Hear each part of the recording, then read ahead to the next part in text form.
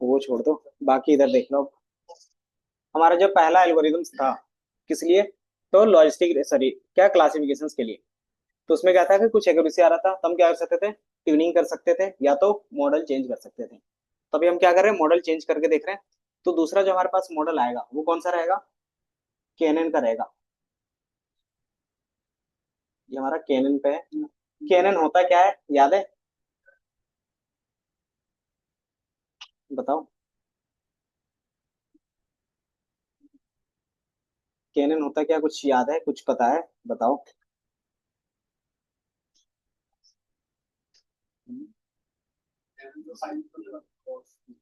Simple, आपको अगर इसमें से दिखेगा कुछ फॉर्म्स, तो के नियरेस्ट नाइबर है।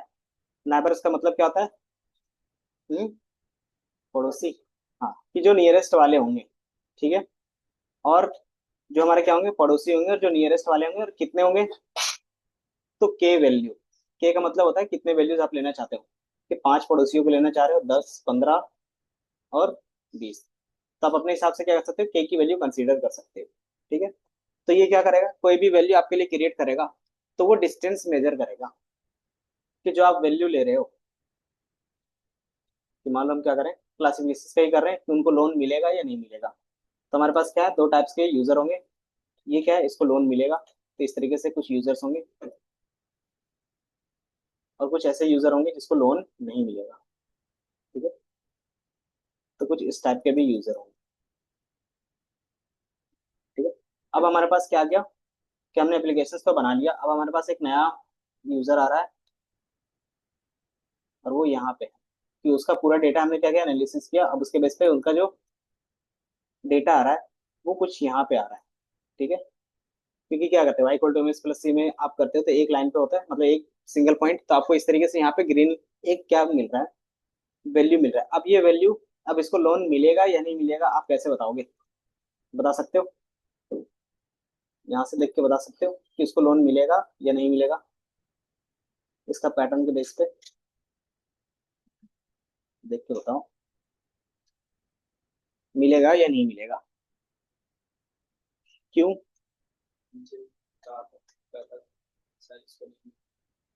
क्योंकि ये क्या है? इसके आसपास है, मतलब क्या है कि इसको भी नहीं मिलने का चांसेस है ना। अगर यही ग्रीन इंजन रहता तो क्या रहता?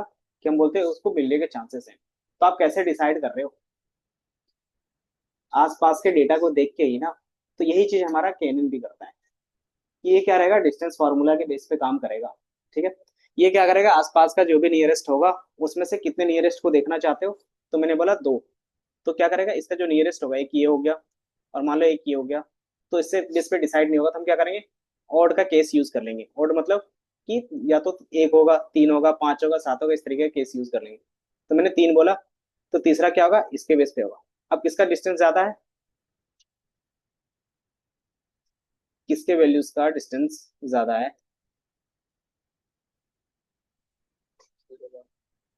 यहाँ पे हमने जो ड्रॉ किया है ना, ये डिस्टेंस के बेस पे बात कर रहे हो। तो इसका डिस्टेंस कम है, इसका ज्यादा है। अगर एक ही पॉइंट के बेस पे बात करें तो ये किसकी तरफ आ जाएगा?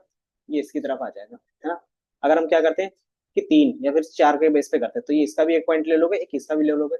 तो क्या होगा? अब दोनों का जो भी सम होगा, अब उसके बेस पे कैलकुलेट करेंगे कि किसके नियरेस्ट ज्यादा होगा। तो जिसका डिस्टेंस फॉर्मूला कम होगा, वही हमारा क्या रहेगा? उसका क्लास होगा, है ना। कि उसको लोन मिलेगा नहीं मिलेगा उसी से डिसाइड होता है। क्या हो गया? वेट चला गया क्या इसका?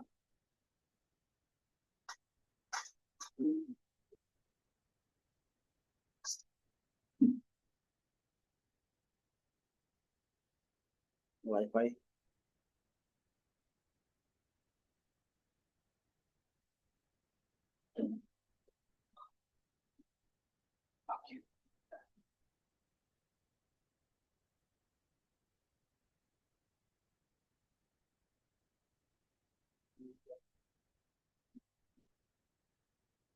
डिस्टेंस फॉर्मूला याद है? क्या होता है? बताओ आयुष। क्योंकि हमने बताया कि यहाँ पे जो भी कैलकुलेशन होगा वो डिस्टेंस के बेस पे होगा। ठीक है। हम्म। वो डिस्टेंस वाला नहीं। हम लोग यहाँ पे जो भी बात करेंगे वो क्या रहेगा? कोऑर्डिनेट के बेस पे रहेगा। एक्स और वाई के बेस पे होगा, तो उसके बेस पे डिस्टेंस फॉर्मूला क्या होता था? ठीक है, तो इसको बेसिकली हम लोग बोलते हैं लेजी लर्नर्स और instance based learner. Lazy learners का मतलब क्या हो गया कि जब भी हम लोग प्रिडिक्शंस करेंगे तो क्या होगा, वो पहले डिस्टेंस कैलकुलेट करेगा। तो ये क्या रहता है कि इसमें कोई भी ऐसा पैटर्न वो रिकॉग्नाइज नहीं करता। वो सिर्फ क्या करता है कि आपने जितने पॉइंट्स के बेस पे बोला वो डिस्टेंस कैलकुलेट करेगा, और वो जिसके नियरेस्ट होगा वो बता देगा कि ये इस क्लास में लाई कर देगा। तो इसीलिए इसको क्या बोलते हैं, लेजी लर्नर्स बोलते हैं। देन इंस्टेंट बेस क्या होगा, store training data and use it directly. तो ये क्या करेगा, अगर आप डिस्टेंस कैलकुलेट कर रहे हो नियरेस्ट पॉइंट के बेस पे, तो ये पूरा डेटा क्या करेगा, स्टोर करके रखेगा। तो ये क्या था, इंस्टेंस बेस है और लेजी लर्नर है। ठीक है, तो ये हमारा क्या होगा, केनन का एक बेसिक ओवरव्यू। ये क्या करता है, जितने भी ट्रेनिंग डेटा होता है उसको स्टोर करके रखता है। ये कोई पैटर्न नहीं निकालता, सिंपली डिस्टेंस कैलकुलेट करता है। देन आप क्या करते हो, सिर्फ चूज करते हो कि हमें कितने नियरेस्ट के बेस पे कैलकुलेशंस करना है। तो हो सकता है हमारे पास क्या है, 1 लाख डेटा है, तो क्या सबके बेस पे कैलकुलेट करेंगे, टाइम लगेगा। तो हम क्या करते हैं कि उसके आसपास जितने भी है टॉप 5 टॉप 10 उसके बेस पे क्या करते हैं, उसका डिस्टेंस कैलकुलेट करते हैं। अब ये डिस्टेंस कैलकुलेट करने के लिए हमारे पास क्या फॉर्मूला होता है, सबसे बेसिक क्या हो गया निखिल, नीतीश? नहीं, समझ रहे हैं तुम्हारी भावनाओं को। ये बताओ, डिस्टेंस फॉर्मूला क्या था?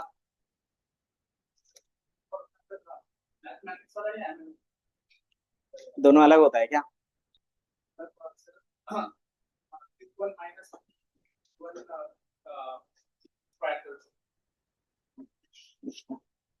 P1 क्या?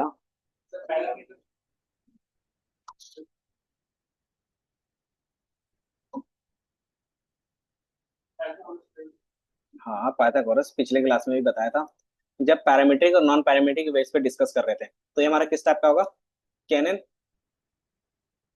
पैरामीट्रिक होगा, नॉन पैरामीट्रिक होगा? कंफर्म? पैरामीट्रिक किसको बोलते थे? हाँ? कि उसमें एम और सी था, चेंजेबल था, हम अपने हिसाब से चेंज कर सकते थे। तो इसमें क्या आप डिस्टेंस फार्मूला लगा रहे हो, तो इसमें क्या होगा, y2 माइनस y1 का whole square plus x2 minus x1 का होल स्क्वायर। इसमें कोई भी ऐसा पैरामीटर है जिसको आप क्या कर सकते हो, मैनिपुलेट कर सकते हो? नहीं ना। तो ये हमारा नॉन पैरामीट्रिक था ना। तो ये बेसिकली क्या है, नॉन पैरामीट्रिक है। ठीक है,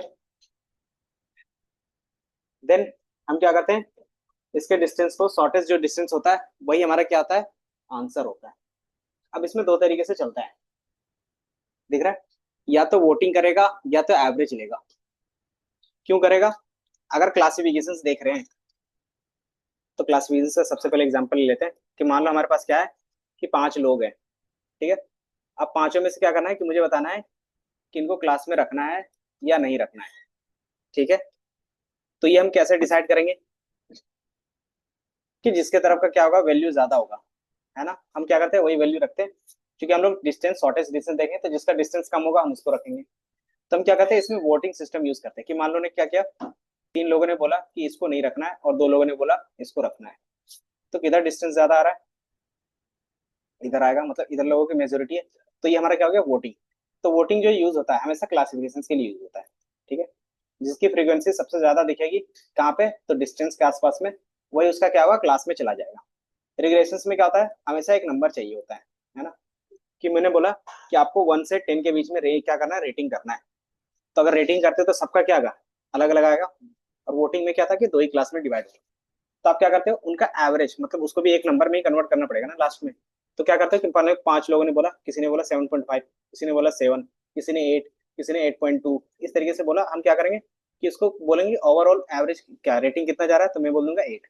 तो ये क्या होगा कि आप एवरेजिंग करते हो। तो कब, जब आप रिग्रेशन प्रॉब्लम सॉल्व करते हो इसके अंदर। ठीक है,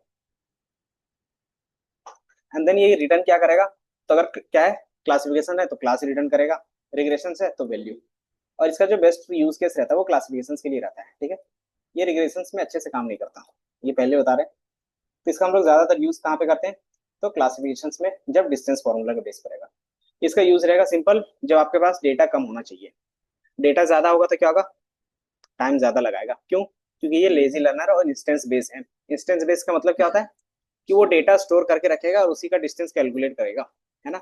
इसमें कोई भी पैटर्न रिकॉग्नाइज नहीं होता, बट इसमें क्या रहेगा, एक्यूरेसी सही आएगा, बट क्या होगा, स्लो हो जाएगा, बहुत ज्यादा स्लो हो जाएगा। तो यहाँ पे इन्होंने एग्जांपल दिया है कि आपके पास क्या है, कलर है, साइज है, और ये किस टाइप का फ्रूट है वो बताना है। तो ये क्या है, मल्टी क्लास क्लासिफिकेशन का प्रॉब्लम है। तो यहाँ पे क्या है, कलर के बेस पे, साइज के बेस पे। अब ये कैनन किस तरीके से होगा, तो सबसे पहले हर एक डिस्टेंस कैलकुलेट करेगा, उसमें से क्या करेगा, के नियरेस्ट जो भी होगा, आप अपने ये डिफाइन करते हैं कि मुझे 5 वैल्यू चाहिए, 10 चाहिए। देन वो क्या करेगा, उसके बेस पे जो मोस्ट कॉमन होंगे वो क्या करेगा, प्रिडिक्ट करके आपको आंसर करेगा। अब इसमें रहता है कि के की वैल्यू हम कैसे चूज कर सकते हैं, कि मान लो हम खुद से डाल रहे हैं, तो उसका कोई तरीका, या फिर रेंडमली कुछ भी डाल देंगे, ऐसा भी तो हो सकता है। तो ये क्या रहता है कि आप बहुत ज्यादा छोटा रखते हो, क्यों, कि मान लो आप क्या रखते हो कि 2 3 के बेस पे रखोगे तो जल्दी कैलकुलेशन होगा, और नियरेस्ट वाले पे ही होगा, है ना। तो ये क्या रहता है कि आप वैल्यू क्या रखते हो, एकदम स्मॉल रख सकते हो, है ना, 1 3 4 5 6 इस तरीके से रख सकते हो। वे क्या रहता है, नॉइस के बेस पे सेंसिटिव रहेगा। नॉइस क्या होता है, याद है, आउटलायर जिसको बोलते हैं। मान लो आपके पास क्या है, अगर आपने के की वैल्यू क्या किया, बहुत छोटा रखा है, तो मान लो एक वैल्यू यहाँ पे, यहाँ पे, यहाँ पे, यहाँ पे, यहाँ पे, और ये जीरो वाले से, ठीक है, ये सारे जीरोस वाले इधर क्या है, ये वाले, ठीक है। अब आपने क्या किया, एक न्यू वैल्यू ले लिया, आपका न्यू वैल्यू यहाँ पे आ रहा है, ठीक है। अब आप क्या कर रहे हो कि इनमें से एक ही वैल्यू ले रहे हैं, के की वैल्यू 1 ले रहे हैं, तो क्या करेगा, दोनों से 1 1 एक एक वैल्यू उठाएगा और उसका डिस्टेंस थिक करेगा। एंड देन दूसरा क्या करेगा कि मान लो आउटलायर इसमें आपके पास, आउटलायर कहाँ पे हो, कहीं भी हो सकता है, तो मान लेते हैं अभी यहाँ पे, यहाँ पे इसका आउटलायर है। अब क्या होगा कि मान लो आपने फिर से डिस्टेंस कैलकुलेट किया, तो ये इनसे भी कैलकुलेट करेगा और एक इनसे करेगा, तो किसका डिस्टेंस ज्यादा आ रहा है, हम्म, ये सर्कल वाले का या क्रॉस वाले का, पक्का।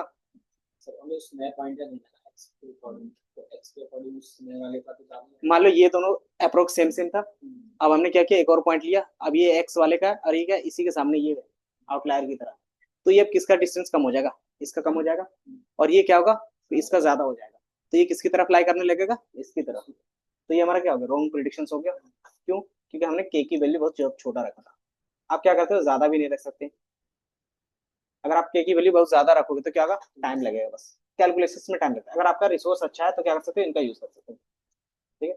और अगर बहुत ज्यादा होगा तो मॉडल क्या हो सकता है, अंडरफिट हो सकता है। अंडरफिट मतलब वो सही से एक्यूरेसी फिर नहीं देगा। अब इसमें कैसे हम लोग यूज करेंगे, तो आप क्या कर सकते हो, क्रॉस वैलिडेशन का यूज कर सकते हो। क्रॉस वैलिडेशन क्या होता है कि आप हर एक पैरामीटर रखोगे, देन उसमें से जो बेस्ट होगा उसको क्या करोगे, पिक कर लोगे। इसमें रूल ऑफ थंब, के की वैल्यूज, तो इन्होंने फॉर्मूला कुछ लिखा था ये चैट जीपीटी से। इसका एडवांटेज क्या है आपके पास, सिंपल टू इम्प्लीमेंट है, अंडरस्टैंड है, work for the classification regressions.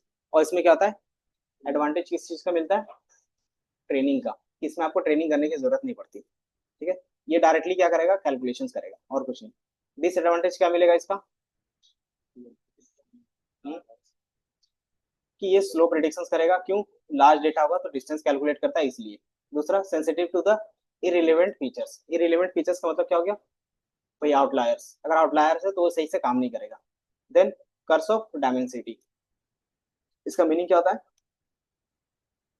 कि मान लो आपने डिस्टेंस फॉर्मूला के बेस पे बात किया, तो मान लो यहाँ के बेस पे ये एक्स हो गया, ये वाई हो गया। ये 2D के बेस पे, अगर 3D होगा तो कितना बनेगा, तो 3 डायमेंशन बनेंगे, और इसके बेस पे 3 पॉइंट बनेंगे। पहले एक्स होता था, वाई होगा, और एक जेड होगा, है ना। अगर 4D है तो किस तरीके से बनेगा, विजुलाइज नहीं कर सकते, बट क्या होगा, एक्स होगा, वाई होगा, जेड होगा, और एक वैल्यू मान लेते ए होगा। तो जितना ज्यादा ये वैल्यू होगा, ये क्या होगा, कैलकुलेशन उतना ज्यादा होगा, और जितना ज्यादा कैलकुलेशन होगा उतना ज्यादा कॉम्प्लेक्स हो जाएगा, और जितना ज्यादा कॉम्प्लेक्स होगा उतना ज्यादा क्या होता है, चांसेस होते हैं गलत होने का।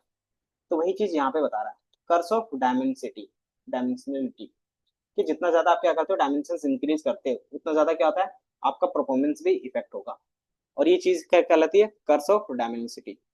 Performance drop due to too many features, ज्यादा फीचर्स होगा तो क्या होगा, आपको दिक्कत करेगा, प्रॉब्लम्स। अब इसमें मेन आता है कि क्वेश्चंस फार्मूला।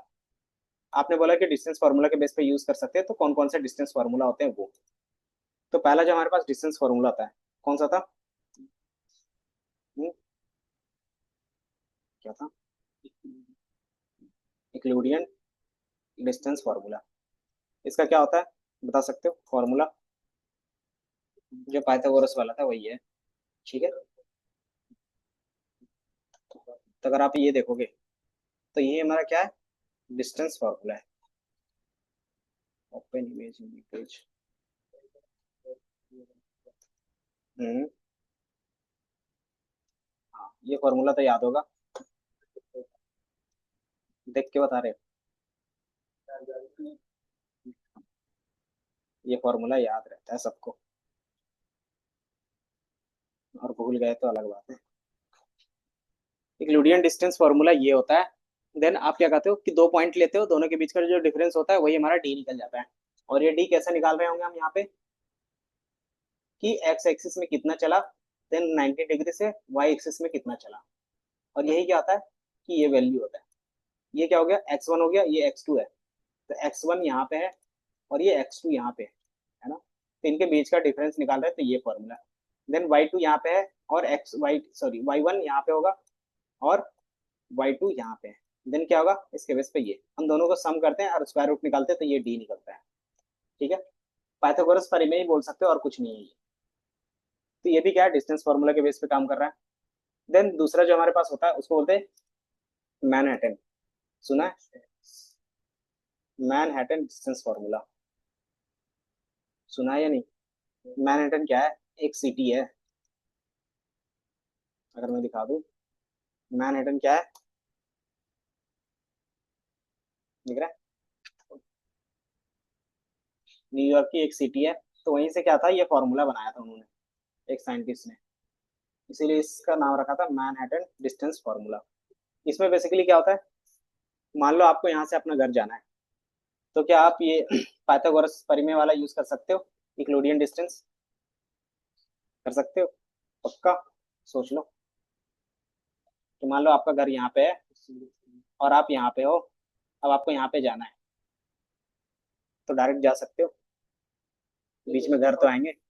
अगर आप ये डिस्टेंस फार्मूला के बेस पे काम कर रहे हो तो क्या होगा, ये हो सकता है कि आपके पास हेलीकॉप्टर है तभी जा सकते हो, नहीं तो आपको क्या बनेगा, जिस हिसाब से गली का डायरेक्शन है उसी हिसाब से चलना पड़ेगा। अगर मान लो गली इस तरीके से जा रही है तो आप इस तरीके से सम करोगे, इस तरीके से इस तरीके से इस तरीके से इस तरीके से इस तरीके से, तो जितने भी आपके पास मोड़ रहेंगे उसके बेस पे चलोगे, देन यहाँ पे आप पहुंचोगे। तो ये क्या करता है कि अगर आपको इसका डिस्टेंस निकालना होगा, आपने ए से बी तक गए तो कितना आपको ट्रेवल करना पड़ा, तो कैसे करोगे कि मान लो ये 5 किलोमीटर तक यहाँ तक चले, फिर आपने लेफ्ट टर्न लिया 2 किलोमीटर, देन 8 किलोमीटर यहाँ तक चले, देन 3, फिर 2, 3 और ये 5। अब बताओ आपने कितना डिस्टेंस तय किया पूरा, बता सकते हो? हम्म, कैसे ऐड किया, सिंपली प्लस करते गए। तो ये जो प्लस कर रहे हैं यही हमारा क्या है, मैनहट्टन है। समझे, मैनहट्टन डिस्टेंस फॉर्मूला, कि जहाँ पे हमें शॉर्टकट नहीं चल सकता, क्योंकि ये क्या था, शॉर्टेस्ट पाथ निकाल रहे थे, है ना। बट क्या होगा, रियल वर्ल्ड में ऐसा पॉसिबल नहीं होता हर जगह पे। फॉर एग्जाम्पल, मैप जब यूज करते हो तो मैनहट्टन का यूज होता है ना। ओला उबर बुक करते हो तो वो क्या करता है, उसी के बेस पे आपको क्या आता है, पूरा पाथ दिखाता है। तो उसी के बेस पे आता है कि आपका कितना किलोमीटर है, वो डिस्टेंस कैलकुलेट होता है। तो ये बेसिकली होता है प्लस के बेस पे। ठीक है, ये समझ में आया? तो मैनहट्टन के बेस पे आपको समझ में आ रहा होगा, यूक्लिडियन और मैनहट्टन। जिसको मैं यहाँ पे ओपन इमेज व्यू टैब में मिला है। ये बताओ मैनहट्टन का समझ में आया आयुष? डिफरेंस दोनों में समझ में आ रहा है क्या है? हम्म,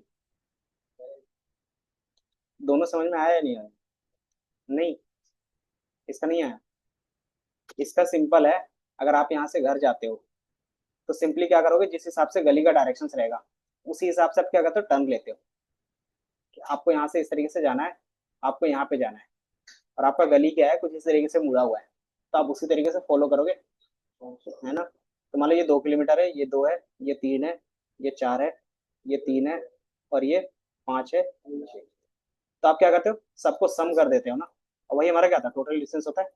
और इसी को बोलते हैं मैनहट्टन डिस्टेंस। क्योंकि सिटी के बेस में क्या होता है, इसी तरीके से चलते हैं, इसलिए क्या होता है, इसका नेम उसी तरीके से रखा गया। क्या हो गया? क्या हो गया लोग? बताओ। तो ये हमारा मैनहट्टन का हो गया। देन एक होता है मीन कॉस्की। मीन कॉस्की में क्या होगा कि जहाँ पे शॉर्टकट ले सकते हैं ले लेते हैं, है ना। गूगल में दिखाते रहता है, आप क्या करते हो, शॉर्टकट आपको पता रहता है तो ले लेते हो। तो ये दोनों का कॉम्बिनेशन होता है। ठीक है। तो ये तीन डिस्टेंस फॉर्मूला था जो आप याद रखते हो हमेशा, और ये तीनों के तीनों इजी है। ठीक है। दोनों के बीच का जो कॉम्बिनेशन रहता है, जो बेस्ट रहता है, वो आप यूज करते हो।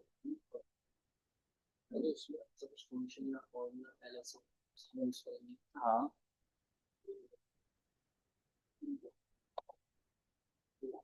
इधर है फॉर्मूला फॉर मीन कॉस की, ये दिख रहा कि हमारे पास मैनहट्टन, यूक्लिडियन और मीन कॉस की। ये क्या करता है कि जो भी डिस्टेंस कम होगा उसको आप लेके चलोगे। अगर शॉर्टेस्ट वाला कम है तो शॉर्टेस्ट वाला लेके चलोगे। अगर क्या है कि आपका इक्लूडियन वाला कम है तो इसको लेके चलोगे, मैनहट्टन वाला कम है तो इसको लेके चलोगे। ऑटोमेटिकली दोनों में से कोई भी एक अपने आप आ जाता है। क्यों? क्योंकि यहाँ पे प्रोबेबिलिटी के बेस पे बात है। कौन सा? नहीं, मीन कॉस की है ना।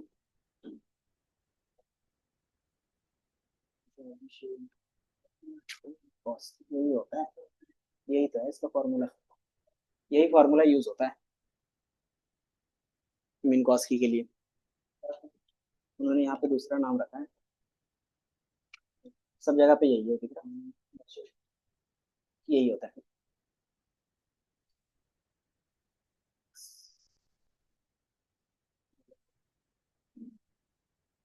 कोऑर्डिनेशन, ये दिख रहा है, मैंने इंक्लूडियन।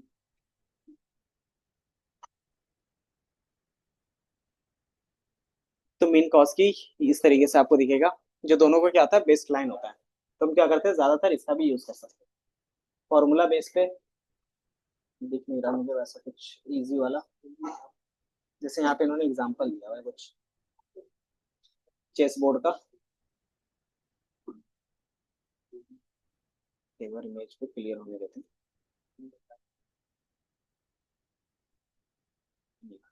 तो इसको मैं ओपन कर लेता हूँ। सेम फॉर्मूला है, मीन कॉस की डिस्टेंस फॉर्मूला, या मीन कॉस की मैट्रिक्स बोल रहे हैं इसका इमेज।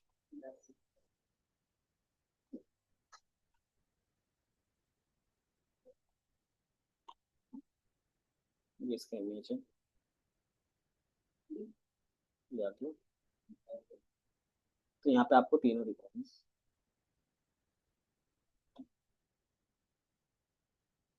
ये शॉर्टेस्ट वाला, सॉरी ये क्लोडियन वाला है। ये क्या है हमारे पास, टैक्सी कैब। टैक्सी कैब का मतलब क्या हो गया, मैनहट्टन हो गया। और ये क्वास्की के बेस्ड है। क्वास्की सबको क्या करता है, इक्वल चांस देख के रख रहा है। एंड देन अगर आप क्या करते हैं, यहाँ पे जाना चाहते हैं तो ये किस तरीके से कैलकुलेट हो रहा होगा, इस तरीके से, है ना। कि आप पहले एक इधर जाओगे, देन एक इधर जाओगे, तब यहाँ पे पहुंचोगे। तो इसका क्या होगा, √2। देन इसका भी क्या होगा, √2। इसका अगर इस हिसाब से चलोगे तो अगर आप जा रहे तो एक यहाँ पे जाओगे एक यहाँ पे जाओगे तो क्या होगा, +2 होगा। तो ये हमारा क्या होगा, मैनहट्टन के बेस पे। अब इसमें क्या है कि इसमें सारे जगह पे 1 है। कि सिंपली ये क्या कर रहा है, प्रोबेबिलिटी के बेस पे कि किधर जा सकते हैं डायरेक्शंस। इसमें डायरेक्शंस कुछ इस तरीके से, चारों तरफ से आप क्या उससे यूज कर सकते हैं। तो चारों तरफ से अगर कहीं पे भी जाना चाहेगा, अगर इधर जाना चाहेगा डायरेक्टली इसके लिए 1 होगा, इधर जाना चाहेगा तो डायरेक्टली 1 होगा। तो इस तरीके से क्या कर सकते हैं, एक बेसिक्स याद रख सकते हैं इसको। तो सिंपली हम बोल सकते हैं दोनों में से जो कॉम्बिनेशन होता है वो हमारा क्या होता है, मीन कॉस्की के बेस पे होता है। और इसमें अगर देखोगे, देख रहा है कि a generalize distance matrix use to a multi dimension space. तो आप एक से ज्यादा डायमेंशन में जाते हो तो आप किसी भी डायमेंशन में क्या कर सकते हो, जा सकते हो। ठीक है। तो ये तीन आपके पास क्या होगा, डिस्टेंस फार्मूला होगा। ठीक है। तो मीन कॉस्की यूज करेंगे, कंट्रोल कॉपी।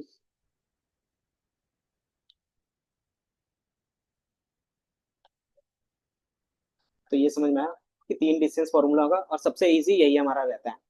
अब इसको अगर आपको इम्प्लीमेंट करना है तो कैसे कर सकते हो, बताओ। अगर आपको क्या करना है, इसको इम्प्लीमेंट करना है तो कैसे कर सकते हैं। इम्प्लीमेंटेशंस भूल गए क्या? कल ही तो पूरा किया था, इससे पहले भी लीनियर पे भी पूरा किया था। नीतीश, बताओ इम्प्लीमेंट कैसे करते हैं एमएल का कोई भी मॉडल। हम्म, किनके बेस पे?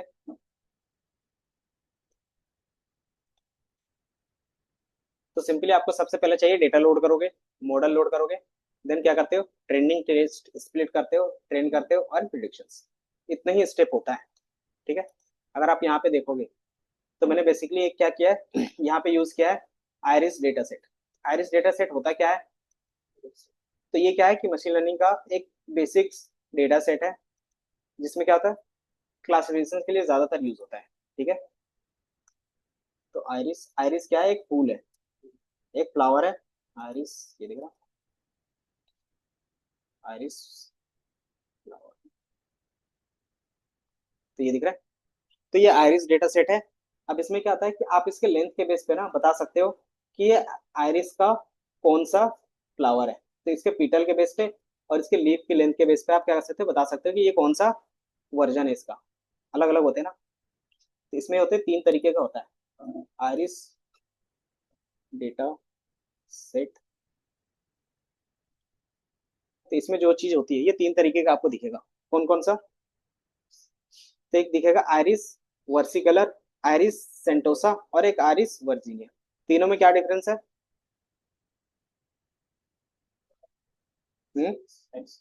कि इसके पेटल का और पीटल का लेंथ के बेस पे क्या होगा, डिसाइड कर सकते हैं कि इनमें से कौन सा फ्लावर है। तो हम क्या करते हैं, इसको मेजर करके रख लेते हैं। तो ये चीज हमारे पास क्या है, प्री डिफाइंस है। और ये क्लीन करके हमारे पास रहता है किसमें, तो एमएल के अंदर ही रहेगा। वो कहाँ पे मिलेगा आपको, आयरिस डेटा सेट। और यहाँ पे देखोगे ये दिख रहा है साइकेटलन। साइकेटलन में क्या होता है, ये आपसे पहले होता है कि जब ने आप इंस्टॉल किए होगे ना, तो ये ऑटोमेटिकली आपके पास आ जाता है। तो मैं बार बार इसको इंस्टॉल करने की जरूरत नहीं। इसको लोड कैसे कर सकते हो, तो इसके पास क्या होता है कि सार्किट लर्न से आप डेटा सेट का यूज करोगे। डाटा सेट में हमारे पास क्या होता है, मल्टीपल डेटा सेट्स होंगे, उसमें से क्या करेंगे, आयरिस का यूज करेंगे। जैसे आप यूज करोगे ऑटोमेटिकली क्या होगा, सारे डेटा सेट आपको एरे के फॉर्मेट में मिल जाएंगे, ठीक है। तो सिर्फ आपको इतना ही रन करना पड़ता है डेटा को लोड करने के बाद। तो अगर आप देखोगे लोड द डेटा, ठीक है, ये हमने रन किया और मैं आयरिस प्रिंट करता हूँ।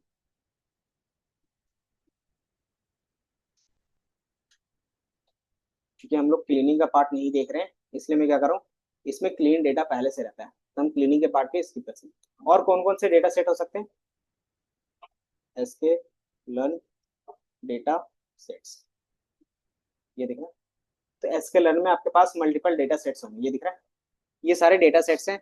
आपको क्लीन होम डेटा सेट मिल जाएगा, न्यूज़पेपर का पूरा डेटा सेट मिल जाएगा, कैलिफोर्निया हाउस प्राइस का मिल जाएगा, देन हमारे पास क्या मिलेगा, पेरिस का मिल जाएगा, आउटलेट का मिल जाएगा, और डायबिटीज का मिल जाएगा, ब्रेस्ट कैंसर का मिल जाएगा। और इमेज से रिलेटेड काम करना रहेगा तो इमेज से रिलेटेड सारा डेटा मिल जाएगा। अरे आयरिस डेटा सेट है तो आयरिस डेटा सेट पे काम कर रहे हैं, ठीक है। इसको लोड कैसे करते हो, सिंपली लोड आयरिस लिखोगे तो ऑटोमेटिकली क्या होगा, लोड हो जाएगा। अब इसमें क्या है, इसका आपको यहाँ पे बेसिक इन्फॉर्मेशन मिलेगा। इसमें जो डेटा है, इसमें तीन क्लासेस हैं। जैसे प्रिडिक्शन के लिए हम लोगों ने क्या देखा था, बाइनरी क्लासिफिकेशन देखा था। तो ये क्या होगा, मल्टी क्लास क्लासिफिकेशन हो जाएगा। देन इसमें टोटल कितने हैं हर एक क्लास में, तो 50 सैंपल है, तीन है ना, तो टोटल कितने डेटा हो गए, 150 हो जाएगा। देन हमारे पास कितने कॉलम्स हैं, चार कॉलम। फीचर्स क्या है, रियल है और पॉजिटिव है, कि हमने रियल डेटा सेट्स पे ही काम किया है। देन आप इसको कैसे देख सकते हो, तो इसमें कुछ पैरामीटर्स हैं। अगर डेटा लिखोगे तो सारा डेटा आपको क्या होगा, डिक्शनरी लाइक ऑब्जेक्ट में आ जाएगा। तो हम लोग देख लेते हैं, ये आ गया कि आपको सारा data as a dictionary type में आ जाएगा। डिक्शनरी टाइप में कैसे पता चल रहा है, अब इसमें से आयरिस वाले में से सिर्फ डेटा चाहिए तो कैसे ला सकते हैं, खुशी बताओ कैसे ला सकते हैं। इसमें से मुझे कि सिर्फ क्या चाहिए, डेटा चाहिए, तो क्या लिखेंगे, की वैल्यू पेयर है, तो कैसे कॉल कर सकते हैं, इस तरीके से भी लिख सकते हो, और दूसरा हमारे पास क्या आता है कॉलम के बेस पे। तो ये सिर्फ क्या देगा, सिर्फ ये डेटा ला के दे देगा। और इसमें फीचर्स देखने हैं तो क्या कर सकते हैं, डॉट फीचर्स नेम, आप सिंपली रन करोगे तो इसमें कौन कौन से फीचर है, स्पीटल लेंथ, स्पीटल विथ, और पेटल लेंथ और पेटल विथ। ठीक है, तो इस तरीके से पूरा ओवरव्यू आप देख सकते हो। तो ये हमारे पास क्या होता है, अलग अलग डेटा सेट्स के लिए होते हैं। ये दिख रहा है कि अगर आपको टारगेट वैल्यू देखना है तो टारगेट देख सकते हो, फीचर्स नेम देखना है तो फीचर्स नेम का यूज करोगे, टारगेट नेम का यूज करना है तो टारगेट।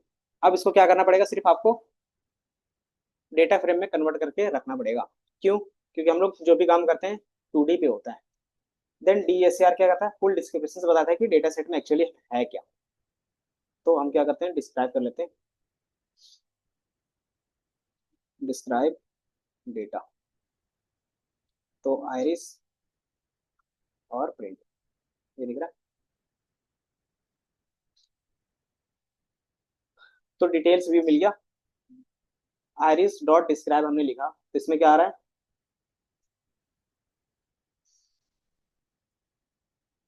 बताओ। तो सिंपली आपका क्या है कि नंबर ऑफ फीचर्स कितने हैं, रोज कितने हैं वो बता दिया, 150 है, और हर एक में कितना है, 50 डेटा सेट है। ठीक है, देन नंबर ऑफ एट्रीब्यूट्स मतलब कॉलम कितने हैं, तो 4 कॉलम है। कौन कौन से कॉलम है, तो आपको कॉलम दिखा रहा है उसमें किस टाइप का पैरामीटर है, तो सेंटीमीटर में ही सारा चीज है। देन क्लासिफिकेशंस में कितने क्लास है, तो 3 क्लास है, सेंटोसा, वर्सिकलर और वर्जिनिका। ठीक है, देन बेसिक ओवरव्यू देखना चाहोगे तो आप यहाँ से देख सकते हो कि मिनिमम वैल्यू कितना है, मैक्सिमम कितना है, उसका मीन क्या है, स्टैंडर्ड डेविएशन क्या जा रहा है, क्लास का कोरिलेशन कैसा है। अगर वैल्यू क्या है, ज्यादा 1 की तरफ है तो उसको क्या बोलते हैं, हाईली कोरिलेटेड। अगर वो क्या है कि माइनस की तरफ है तो क्या होता है, वो भी हाईली कोरिलेटेड होता है। लेकिन क्या होता है उसने बताया था, कोरिलेशंस में जो वैल्यू होता है -1 से +1 के बीच में होता है। तो ये क्या होता था नीतीश, क्या होता था, correlation, relations between two columns या फिर टू डेटा। तो उसका जो वैल्यू रहेगा -1 से +1 के बीच में जाता था। वो तो स्केलिंग वाला था। कोरिलेशन सिंपल होता है कि आपके एक्स के रिस्पेक्ट में वाई कितना होगा। अगर आप इस तरीके से लिख रहे हो इसका मतलब क्या है, एक्स बढ़ाओगे तो वाई भी बढ़ रहा था, तो ये पॉजिटिव में होगा, मैक्सिमम कितना जाएगा 1 तक वैल्यू जाएगा कोरिलेशन का। लेकिन रिलेशन तो ऐसा भी होता है, अगर आप देखोगे तो एक्स बढ़ेगा तो वाई भी घटता है। तो ये क्या होता है, रिवर्स होता है। तो इसको कैसे रिप्रेजेंट करते हैं, तो माइनस से। तो ये भी क्या है, कोरिलेटेड है, हाई कोरिलेटेड, लेकिन क्या है रिवर्स पे, कि एक वैल्यू बढ़ेगा तो दूसरा क्या होगा, घटेगा। समझे, भूल जाते हो, समझ में आया, बताओ क्या बताया।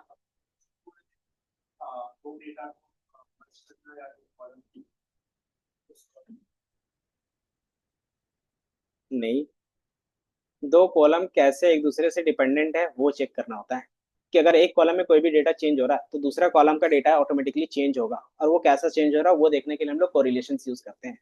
समझ में आया।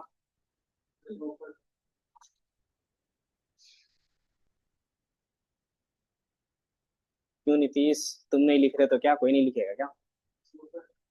हम्म, तो लिख तो रहा है आलोक।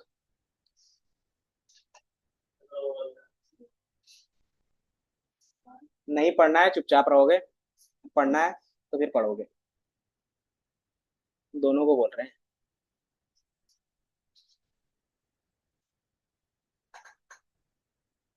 जो करना है करो, बट क्या है क्लास डिस्टर्ब नहीं होना चाहिए, बस इतना ही है।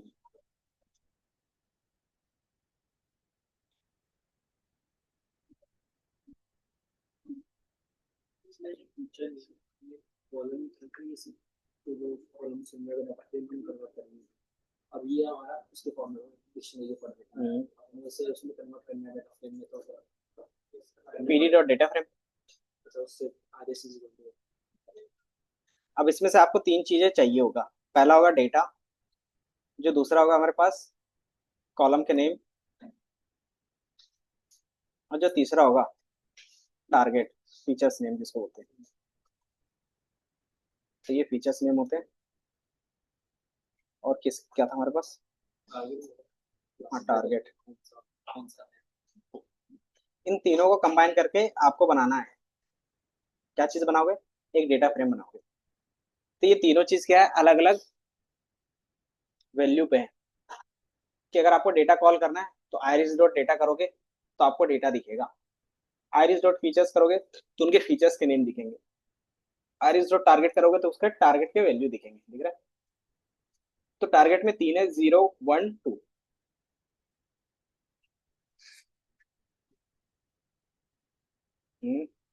अब मैं थोड़ा सा विजुअलाइजेशन कि मान लो आपको क्या करना है, एक डेटा फ्रेम करना है, मतलब एक्सेल सीट टाइप का बनाना है। इसमें क्या होगा, पूरा डेटा आएगा। तो इसके अंदर जो डेटा होगा वो ये वाला होगा। ठीक है? ये डेटा इसके अंदर जाएगा। अब इसके कॉलम के नेम क्या होंगे? बताओ। आरव, इसके कॉलम के नेम क्या होंगे? तो मान लो डेटा तो आपने लिया है, लेकिन इसके कॉलम के नेम क्या होंगे? कि जो इसके फीचर्स के नेम होंगे, है ना? तो फीचर्स का नेम क्या होगा? तो मान लो फीचर्स के नेम क्या है? पिटल, स्पिटल लेंथ और विथ, पिटल लेंथ और पिटल विथ। ठीक है, ये आ गया। तो हम क्या करेंगे, फीचर्स नेम को एज अ क्या करेंगे, कॉलम नेम यूज कर लेंगे। ठीक है? अब इसमें आता है एक टारगेट वैल्यू, किसके बेस पे आप क्या वैल्यू रखना चाहते थे, प्रिडिक्शंस वाला। वो कि हमारा क्या हो गया, टोटल एक्स हो गया। अब इसके साथ वाई भी होता है हमारे पास। तो वाई हमारा कौन सा है? तो ये टारगेट वाला है। तो ये टारगेट वाले को इस कॉलम में रख दोगे। इतना ही करना है। ये समझ में आया? तो इसको हम कैसे डिफाइन कर सकते हैं, इस चीज को डेटा फ्रेम में कैसे लिखोगे? कि मान लो आपके पास क्या है, दो कॉलम है, दोनों को डेटा फ्रेम बनाना है, तो कैसे बनाते थे?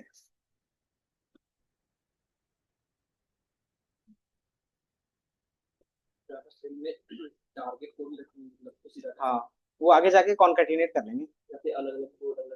आगे जाके कॉन्केटिनेट कर लेंगे, कैसे कर सकते हो? तो इसमें क्या करना होगा, create data frame. Data frame create करने के लिए आपको पांडास इंपोर्ट करना पड़ेगा, और सिंपली ये आयरिस डॉट डेटा में डेटा जाएगा, और कॉलम के नेम में क्या जाएंगे, फीचर्स वाले नेम चले जाएंगे। बस इतना ही लिखना था आपको। ये समझ में आया? ये देखो कि डेटा फ्रेम में करने के लिए हमारे पास क्या होता है। डेटा फ्रेम का पैरामीटर्स में क्या क्या पास करते थे, याद है? लैपटॉप खुला, घर में जाके कर लेंगे। नहीं तो अभी भी कर लो। तो लैपटॉप लाए हो ना? तो यहाँ पे है। नहीं नहीं, तो यहाँ पे है ना, इसका यूज करो। दो दो लैपटॉप रखे हैं। कहाँ कर रहे हो, उसमें तो देख रहे हो। चलो इसमें कोड करो।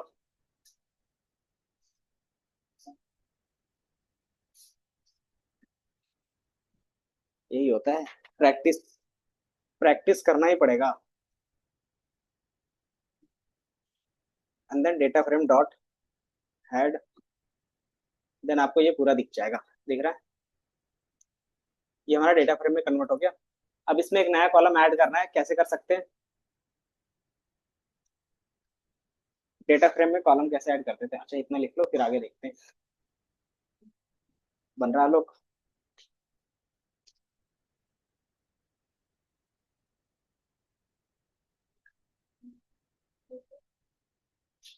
क्या हो गया?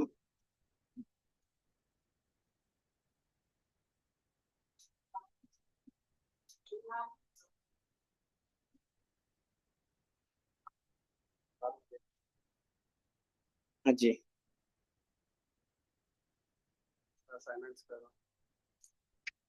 और ये सब बाद में,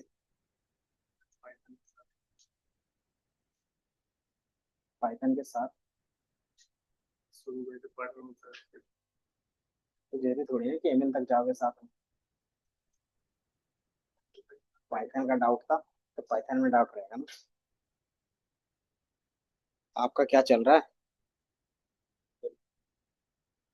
गायब क्यों हो जाते हो?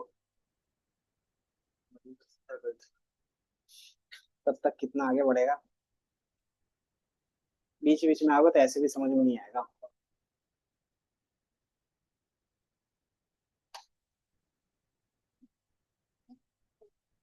इसमें एक नया कॉलम ऐड करना है, कैसे करोगे?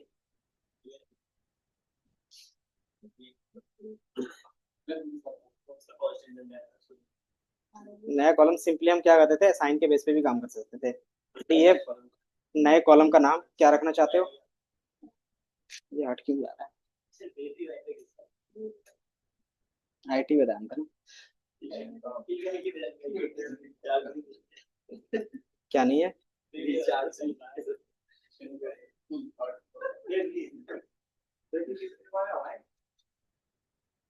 दिख रहा है, पढ़ाई के अलावा कभी तो क्वेश्चन, सब में क्वेश्चन आता है तुम्हारा। चलो, कॉलम कैसे क्रिएट करेंगे इसमें? सिंपल होता है कॉलम क्रिएट करना, कि कॉलम का नेम कुछ भी रख सकते हो। तो मैं टारगेट रख देता हूँ। देन इसमें कौन सा वैल्यू चाहिए? तो आर इस डॉट टारगेट चाहिए। तो बस इतना ही करना था। और डीएफ डॉट हेड करके देखोगे तो हमारे पास टारगेट का एक कॉलम आ गया। ठीक है, ये समझ में आया? अब ये हमारा डीएफ बन गया। अब इसके बाद क्या काम होता था एमएल में, कि मान लो डेटा हमारे पास आ गया है। अब ये क्लीन डेटा है तो हमें उतना करने की जरूरत नहीं। इसके बाद कौन सा काम होता था, कि आपको ट्रेनिंग और टेस्टिंग में डेटा स्प्लिट करना है। Train and test split data.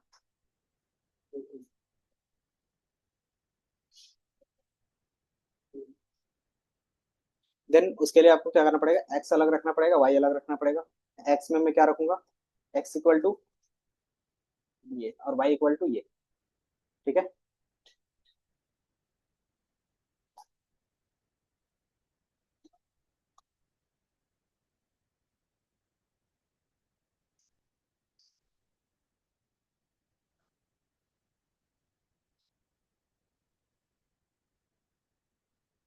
ये हमारा क्या हो गया,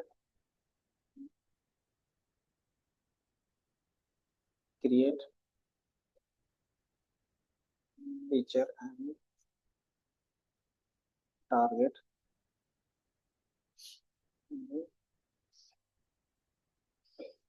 सेट वेरिएबल।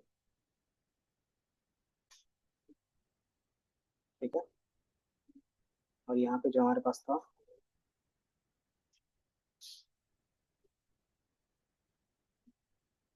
ये करना था। देन यही लिख रहे थे, train test split X train X test. X की वैल्यू पहले आएगी और वाई की वैल्यू उसके बाद रहेगी। ठीक है, ये सीक्वेंस हमेशा सेम रहेगा, ये सीक्वेंस कभी भी उल्टा नहीं लिखेंगे। क्योंकि क्या होता है ना सेप का, कि जितना आपके पास क्या होगा एक्स टेस्ट में होगा उतना ही वाई टेस्ट में होगा, और जितना एक्स ट्रेन में होगा उतना ही क्या होगा वाई ट्रेन में नहीं होगा। तो लेंथ हमेशा क्या होगा सेम होता है, इसलिए अगर आप उल्टा रखोगे तो क्या होगा, दिक्कत आती है। अब ये मेरा क्या हो गया, डेटा स्प्लिट हो गया। अब इसके बेस पे हम क्या करेंगे, इसके बाद क्या करते थे, मॉडल लोड करते थे। अब मॉडल में हम क्या यूज करने वाले हैं, फ्रॉम एस के लर्न मॉडल में के फ्रॉम एस के लर्न नोट, कि कैनन यूज कर रहे हैं तो उसके लिए अलग से मॉडल क्या है, सब मॉड्यूल से नाइबर्स इंपोर्ट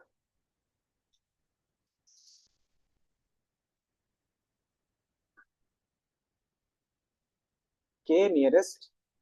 आपको यहाँ पे इतना सारा दिख रहा होगा। तो एक क्लासीफायर भी है और एक रिग्रेसर है। तो हमें क्या यूज करना है, क्लासीफायर, क्योंकि क्लासिफिकेशन प्रॉब्लम यूज कर रहे हैं। एंड देन आपको क्या बनाना पड़ता है, इसका ऑब्जेक्ट बनाना पड़ता है। ऑब्जेक्ट क्यों बनाते हैं याद है,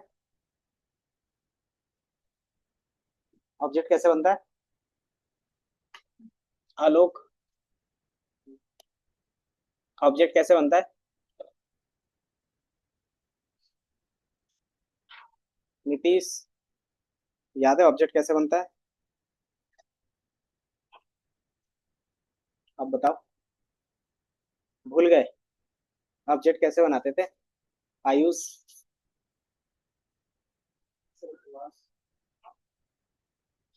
आरव, ऑब्जेक्ट कैसे बनाते थे? मतलब घर पे मेहनत कोई नहीं कर रहा, इतना तो पक्का पता चल रहा है मुझे। है। क्वेश्चन ऑब्जेक्ट कैसे बनाते हैं? तो सिंपली जो भी क्लास का नेम होता है पैरेंथेसिस और उसको किसी भी वेरिएबल पे स्टोर कर सकते हो। ये दिख रहा है? क्लास का नेम पैरेंथेसिस, यही होता है ऑब्जेक्ट डिफाइन करने का तरीका। अगर उसको फ्यूचर यूज के लिए करना है तो हम क्या करेंगे, सेव करके रखेंगे। देन आप क्या करते हो, क्योंकि हमें ट्रेनिंग देनी थी तो हम क्या करेंगे, ट्रेन द मॉडल। ठीक है। अभी मॉडल मेरा क्या होगा, ट्रेन हो जाएगा। ट्रेनिंग होने के बाद क्या कर सकते हो, आप एक्यूरेसी चेक कर सकते हो। प्रिडिक्शंस, प्रिडिक्शंस कैसे होगा, तो एक्स टेस्ट। तो ये मेरा प्रिडिक्शंस हो गया। प्रिडिक्शंस आ गया, अब क्या करोगे, एक्यूरेसी चेक करोगे।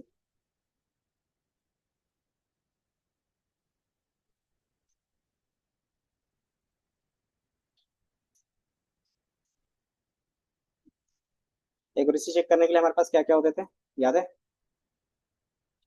एक एक्यूरेसी स्कोर होता था, इसके अलावा और कुछ होता है? तीन चार बताया था पिछले। किसके लिए होता था, R2? कंफ्यूजन मैट्रिक्स होता था, क्लासिफिकेशन रिपोर्ट्स होते थे। तो आप वो सारा चीज यूज कर सकते हो अगर आपको डिटेल्स व्यू पे देखना है तो।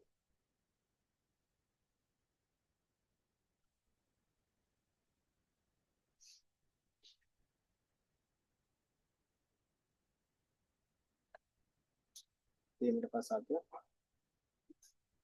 ये दिख रहा है। तो आपको सारा वन वन दिख रहा है क्योंकि ज्यादा डेटा नहीं है और सारा क्या एक्यूरेट है, इसलिए 100% एक्यूरेसी दिखती है। इसके साथ एक्यूरेसी भी देखना रहेगा तो एक्यूरेसी भी इंपोर्ट कर लोगे। एक्यूरेसी स्कोर दिख रहा है कि एक्यूरेसी क्या आ रहा है, 100% आ रहा है हमेशा। तो चूंकि ये बेसिक डेटा है और बेसिक डेटा में उतना आपको नहीं पता चलेगा। हाँ। हाँ। अगर तीनों में देखोगे तो सेम तरीके से पास किया है, दिख रहा है? Y test, Y predicted, Y test, Y predicted, Y test, Y predicted. लेकिन देखने का क्या अलग अलग तरीका है। तो मैंने एक्यूरेसी देखा है, कंफ्यूजन मैट्रिक्स के थ्रू भी देखा है और क्लासिफिकेशन रिपोर्ट्स के थ्रू देखा है। ये क्या होता है, डिटेलिंग लेवल होता है। ठीक है। एक्यूरेसी स्कोर में क्या होगा कि आपको परसेंटेज के फॉर्म में एक नंबर मिल जाएगा। ये सिंपल आपको परसेंटेज बताएगा, सिंपल एक्यूरेसी परसेंटेज। देन आपको थोड़ा सा डिटेल में जाना है कि कौन से क्लास में कितनी वैल्यूज है। So the classification data matrix. ठीक है। थर्ड वन जो हमारे पास रहेगा वो रहता है डिटेल रिपोर्ट अबाउट एक्यूरेसी। कि आपका एक्यूरेसी में पूरा डिटेलिंग देखना है तो आप क्या कर सकते हो, क्लासिफिकेशन रिपोर्ट चेक करते हो। ठीक है। तो अगर पूरे डिटेल से चेक करें तो ये ऊपर वाले देखने की जरूरत भी नहीं पड़ती। बट फर्स्ट टाइम पढ़ रहे हैं इसलिए मैं क्या कर रहा हूँ, तीनों दिखा रहा हूँ।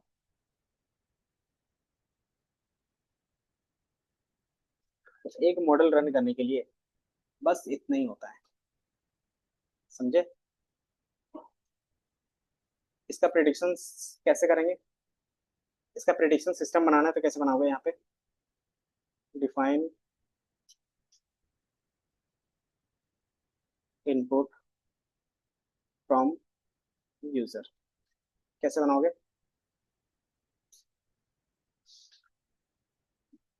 User and predict.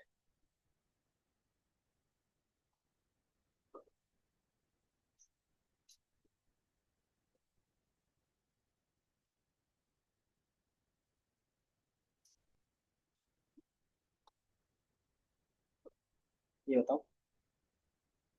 तो यूजर से आप इनपुट लोगे, इनपुट लेने के बाद प्रिडिक्शन यूज करना है तो कैसे यूज करते हैं प्रिडिक्शन सिस्टम, कैसे कर रहे थे अभी यहाँ पे, याद है?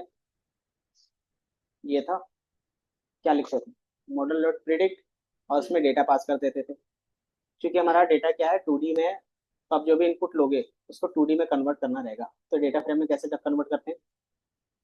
मान लो ये 4 यूजर का इनपुट है, इसको डेटा फ्रेम में कैसे कन्वर्ट करोगे? भूल जाते हो क्या? अभी तो किया था ऊपर में। कन्वर्ट इनटू डेटा, क्योंकि जिस हिसाब से इनपुट जाएगा वही चीज क्या होगा, बार बार फॉलो होगा। मान लो न्यू डेटा, या फिर ये दिख रहा है, की वैल्यू पेयर में रखना है तो की वैल्यू पेयर में रख सकते हो, या फिर बोल सकते हैं इसको यूजर अंडरस्कोर इनपुट। देन उसका लेंथ मान लेते हैं 23, स्पेटल 23, और ये वैल्यू इतना अन एसपी। अभी प्रिडिक्ट करके बताएगा, क्योंकि प्रिडिक्शन हमने लिखा नहीं है तो आपको प्रिंट नहीं कर रहा है। प्रिडिक्शंस के लिए हम क्या लिखते हैं? प्रिडिक्ट।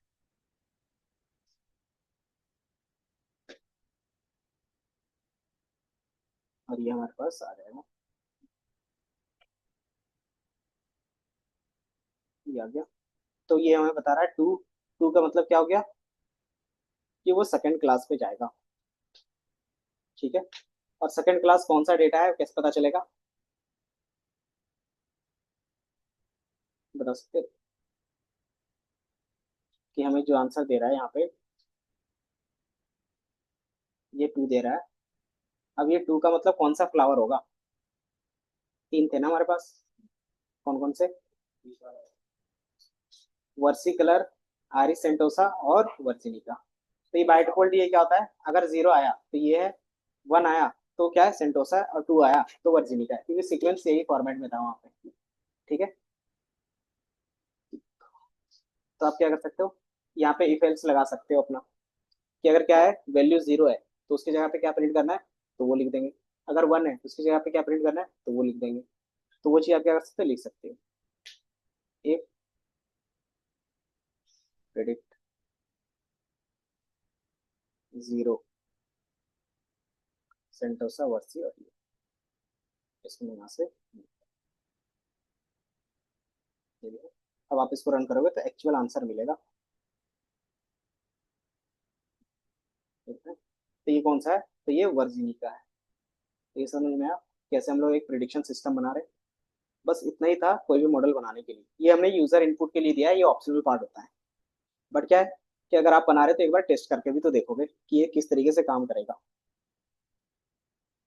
अब ये बताओ कहाँ तक कोड लिखा है और कहाँ तक समझ में आया।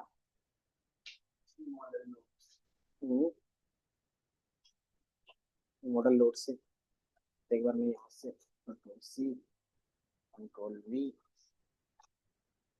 Control C, control V, control C, control V, control C, control V, control C, control C,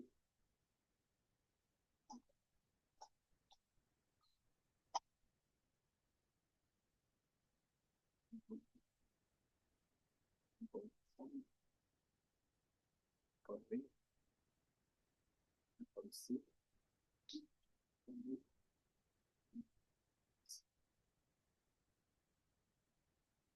ठीक है। और ये पूरा कोड एक जगह पर मैं ला के रख दे रहा हूँ। ये है पूरा। कहाँ तक लिखा था अब बताओ? यहाँ तक था, नहीं तक था ना? तो मैंने कोड एक जगह पे ला के रख दिया और कुछ नहीं।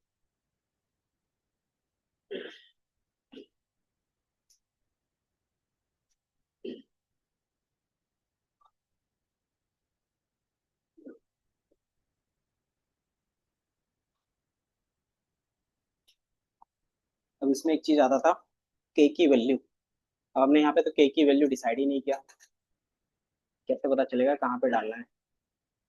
तो इसके ऑफिशियल डॉक्यूमेंटेशन में एक बार चेक करो। कैसे चेक करते हैं? तो साइकिट लर्न के नियरेस्ट क्लासिफायर लिखोगे तो ऑटोमेटिकली पहला जो लिंक आएगा वही वही। कहाँ तक लिखे थे, कहाँ तक लिखा था ये बताओ? तो इससे ऊपर तक है।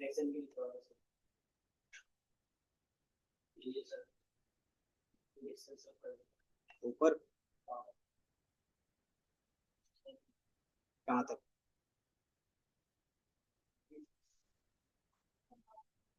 हम्म, तो बेसिकली आप जब यहाँ से हम लोग काम कर रहे हैं, तो बाकी ये हमारा स्टैक था ये। हम्म,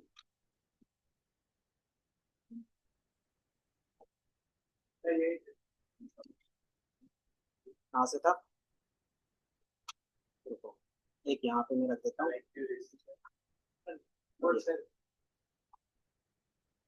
कोड तो शेयर है, ये वाला शेयर नहीं है। ये देखो, इधर मैंने स्टार्टिंग का रखा है, इधर जो कोड है ये ट्रेनिंग तक का कोड इधर है, और ट्रेनिंग के बाद का कोड उधर है। ठीक है, ठीक है।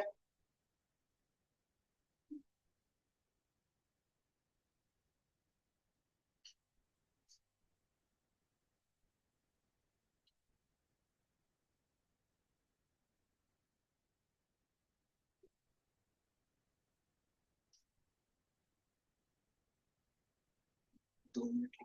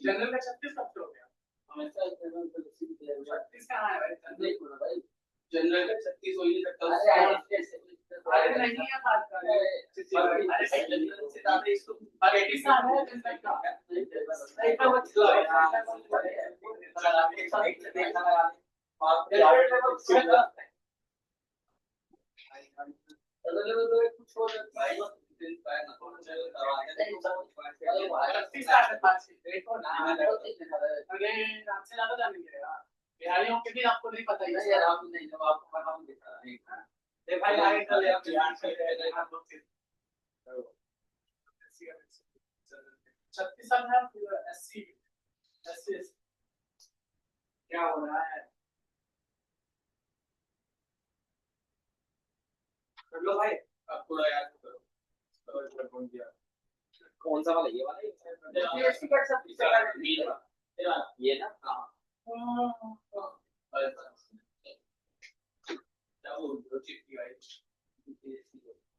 चिट्ठी भाई किसी कुछ नहीं रखा है समझ में आ रहा है चिट्ठी भाई नहीं तो फिर बोलते हैं कि हम लोग बोल रहे हैं भाई तुम बजा के देखो घंटा बोलते सुना रहे हां सुना रहे मतलब कोई समझ नहीं तो बोलता है मैं तो हमेशा ही बोलता हूं क्या बोलता है मैं तो हमेशा ही बोलता हूं सबसे पर आपसे हमेशा ही बोलता हूं मैं तो क्या हो रहा है तुम क्या रहे हो मैं तो हमेशा ही बोलता हूं नहीं तो एक साल आता है अपने भाई मैं बोलू रे बात आप लोग सब पीछे ऐसे करते हो ठीक है ऐसे बहुत करते हैं आप और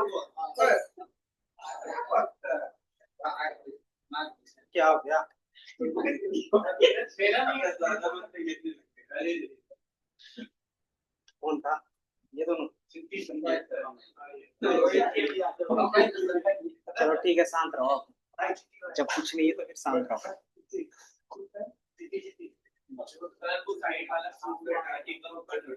हेलो हेलो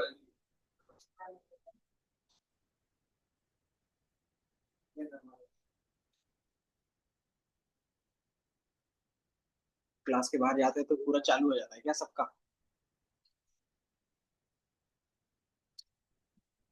तेरे तो माइक यहीं छोड़ के गए थे रिकॉर्ड होगा सारा चीज रिकॉर्डिंग में दिखता है दिखता नहीं है सुनाई देगा आप ये यूट्यूब पे अपलोड करते हो वो भी जल्दी कि आई बड़े ज्यादा मस्ती करते हैं ये हो गया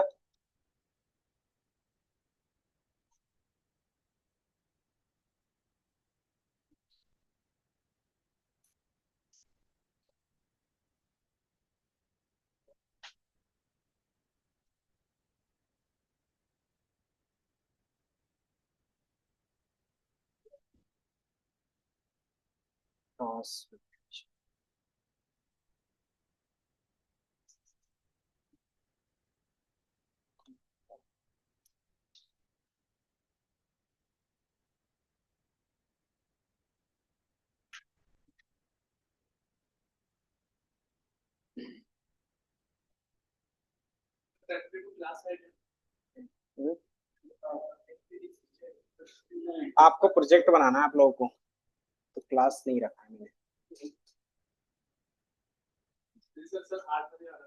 मैंने उस पे टेस्ट होगा टेस्ट नहीं देना वो नहीं उनका ऐप असेसमेंट का रहता है वो है असेसमेंट करेंगे आने की जरूरत नहीं है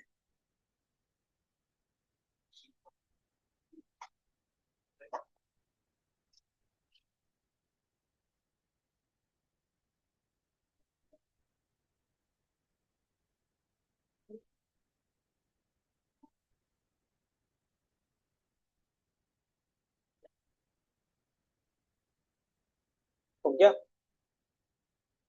कोई नहीं मैं ये शेयर कर लूँगा कोड इतना लंबा है फाइल तो शेयर किया है ना कॉपी डन आप यहाँ पे सिंपल ये फाइल का नेम सर्च करोगे ना तो आ जाएगा हमारा कोड का है तो कोड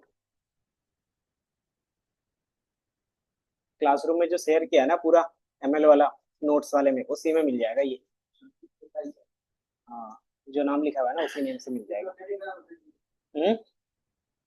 मैंने शेयर किया है उसमें से देख लेना टेलीग्राम में कहाँ से मैं ढूंढूंगा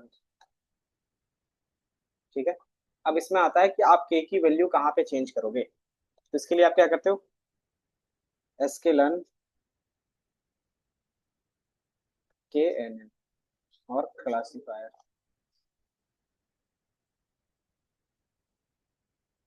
बस इतना सर्च करोगे जो पहला पार्ट आएगा ऑफिशियल साइट पे उसमें से क्लिक करोगे तो इसके पैरामीटर्स दिखेंगे दिख रहा है कि आपको पैरामीटर सारा दिख रहा होगा कि हमें नियरेस्ट नाइबर की वैल्यूज कहाँ पे रखने हैं तो यहाँ पे और यहाँ पे क्या है 5 पहले से इसका मतलब क्या होता है याद है ये किस टाइप का पैरामीटर है तो ये डिफॉल्ट पैरामीटर्स हैं देन एल्गोरिदम्स ये ऑटो यूज करेगा, आप अपने हिसाब से चेंज कर सकते हो, ठीक है ना। आपको एल्गोरिदम्स यहाँ पे दिखेंगे, auto, ball tree, KD tree और ब्रूट फोर्स, ये होते हैं। जिस तरीके से हमारे पास क्या था, इसमें था लॉजिस्टिक रिग्रेशंस पे, तो सेम यहाँ पे भी होता है, ठीक है। अब इसमें बेसिकली होता क्या है कि मान लो आप क्या करते हो, डिस्टेंस कैलकुलेट कर रहे हो, तो बेसिकली ये क्या करेगा बॉल ट्री, कि सबसे पहले एक सर्कल बनाएगा, उस सर्कल में जितने एलिमेंट्स आएंगे सिर्फ उसी का डिस्टेंस वो कैलकुलेट करेगा, तो ये का तो थोड़ा सा स्पीड होता है। ब्रूट फोर्स में क्या होगा कि रेंडमली वो कहीं से भी उठाएगा और कैलकुलेट करना स्टार्ट कर देगा, ठीक है। और ऑटो में क्या होगा कि जो बेस्ट होगा, और केडी ट्री में क्या होगा कि वो बेसिकली एक वैल्यू जो आपने लिया है, अब उसमें से देखेगा कहाँ पे वैल्यू कम है, तो मान लो यहाँ पे एक स्टार था इस तरीके से, और यहाँ पे मेरा वैल्यू था, ये क्या करेगा, ये डिस्टेंस था। अब क्या करेगा, इसी डिस्टेंस के बेस पे जितना डेटा होगा वो उसको एक साथ चेक करेगा, ठीक है। किसी डिस्टेंस में कोई और वेरिएबल है या नहीं, तो ये ट्री फॉर्मेट में बनेगा। तो ये क्या होता है कि स्पीड कर देता है, कि ज्यादातर बॉल ट्री और केडी ट्री यूज होते हैं, और बाय डिफॉल्ट हम लोग ऑटो में रख रहे हैं, तो क्या होता है जो बेस्ट कॉम्बिनेशन होता है वो आ जाता है आपके पास। तो आपको यहाँ पे दिखेगा। बाकी और क्या पैरामीटर्स थे, लीफ साइज, कि मैक्सिमम लास्ट में कितने वैल्यूज होना चाहिए, कि अगर नोड के बेस पे हम लोग पढ़ेंगे ना, तो आगे जाके आप क्या करोगे, डिसीजन ट्री में देखोगे लीफ साइज होते क्या है, कि मान लो आपने क्या किया, डिसीजन लेना स्टार्ट किया, तो एट द एंड हमारे पास कितना वैल्यू होना चाहिए वो हमारा लीफ नोट होता है, ठीक है। इस तरीके से जो भी स्ट्रक्चर्स बनते हैं उसको बोलते हैं डिसीजन ट्री स्ट्रक्चर्स। और इसमें जो लास्ट में बच रहे हैं, लास्ट में कितने लीफ बनने चाहिए, तो मैंने बोला चार, तो कुछ इस तरीके से चार जब तक नहीं बनेगा तब तक क्या होगा, ये चलता रहेगा। तो ये क्या रहता है, डिफॉल्ट 30 है तो 30 के बेस पे चल रहा है। आपको इसमें जो याद रखना है, पहला ये पैरामीटर आप ट्यूनिंग करते हो, दूसरा एल्गोरिदम्स आप चेंज कर सकते हो, दो चीज आप क्या कर सकते हो, चेंज कर सकते हो, तीसरा अगर आपको लगता है ये चेंज करना तो ये भी चेंज कर सकते हो, और चौथा डिस्टेंस फार्मूला, कि अगर आपको मैट्रिक्स, हाँ कौन सा, मीन्स कॉस की, कि दोनों का कॉम्बिनेशन होता है ना, इसलिए शायद बेस्ट के लिए उन्होंने यही रखा हो, नहीं दिया है क्या चेंज करने का, तो फिर वो मैन्युअली कोड करना पड़ेगा डिस्टेंस फार्मूला का, और कुछ नहीं।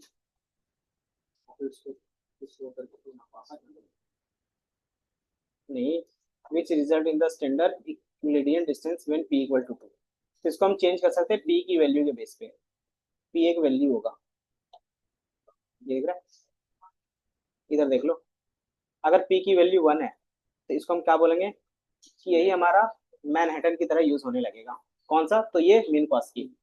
अगर ये क्या होगा p इक्वल टू 2 होगा, तो ये ऑटोमेटिकली क्या होगा, यूक्लिडियन की तरह यूज होगा, ठीक है। और डिफॉल्ट p क्या है हमारे पास, मीन कॉस की डिस्टेंस है, ठीक है।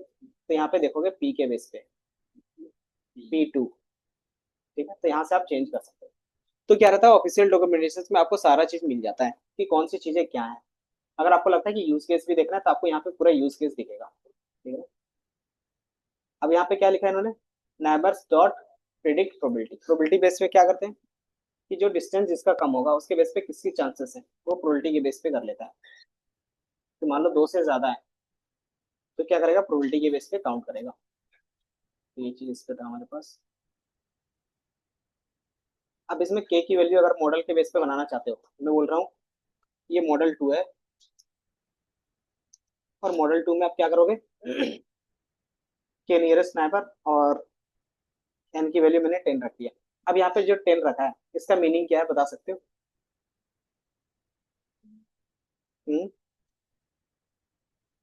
10 क्या,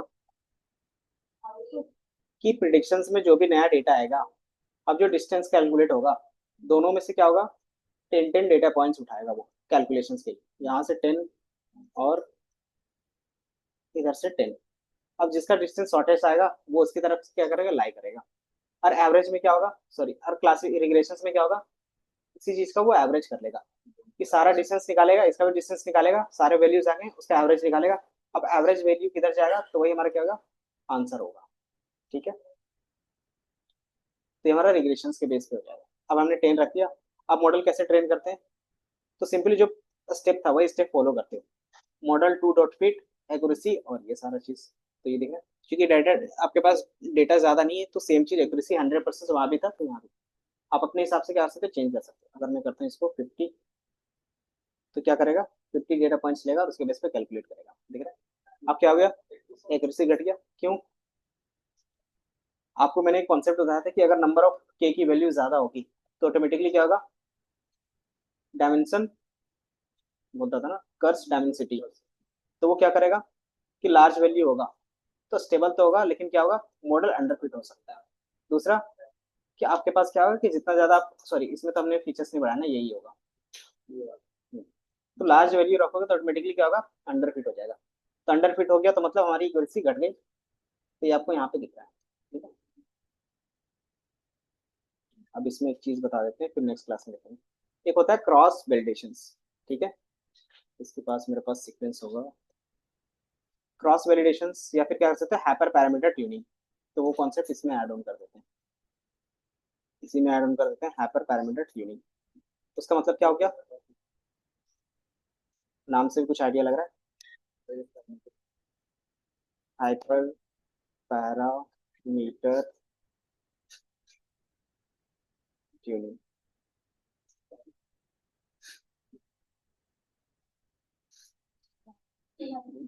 है,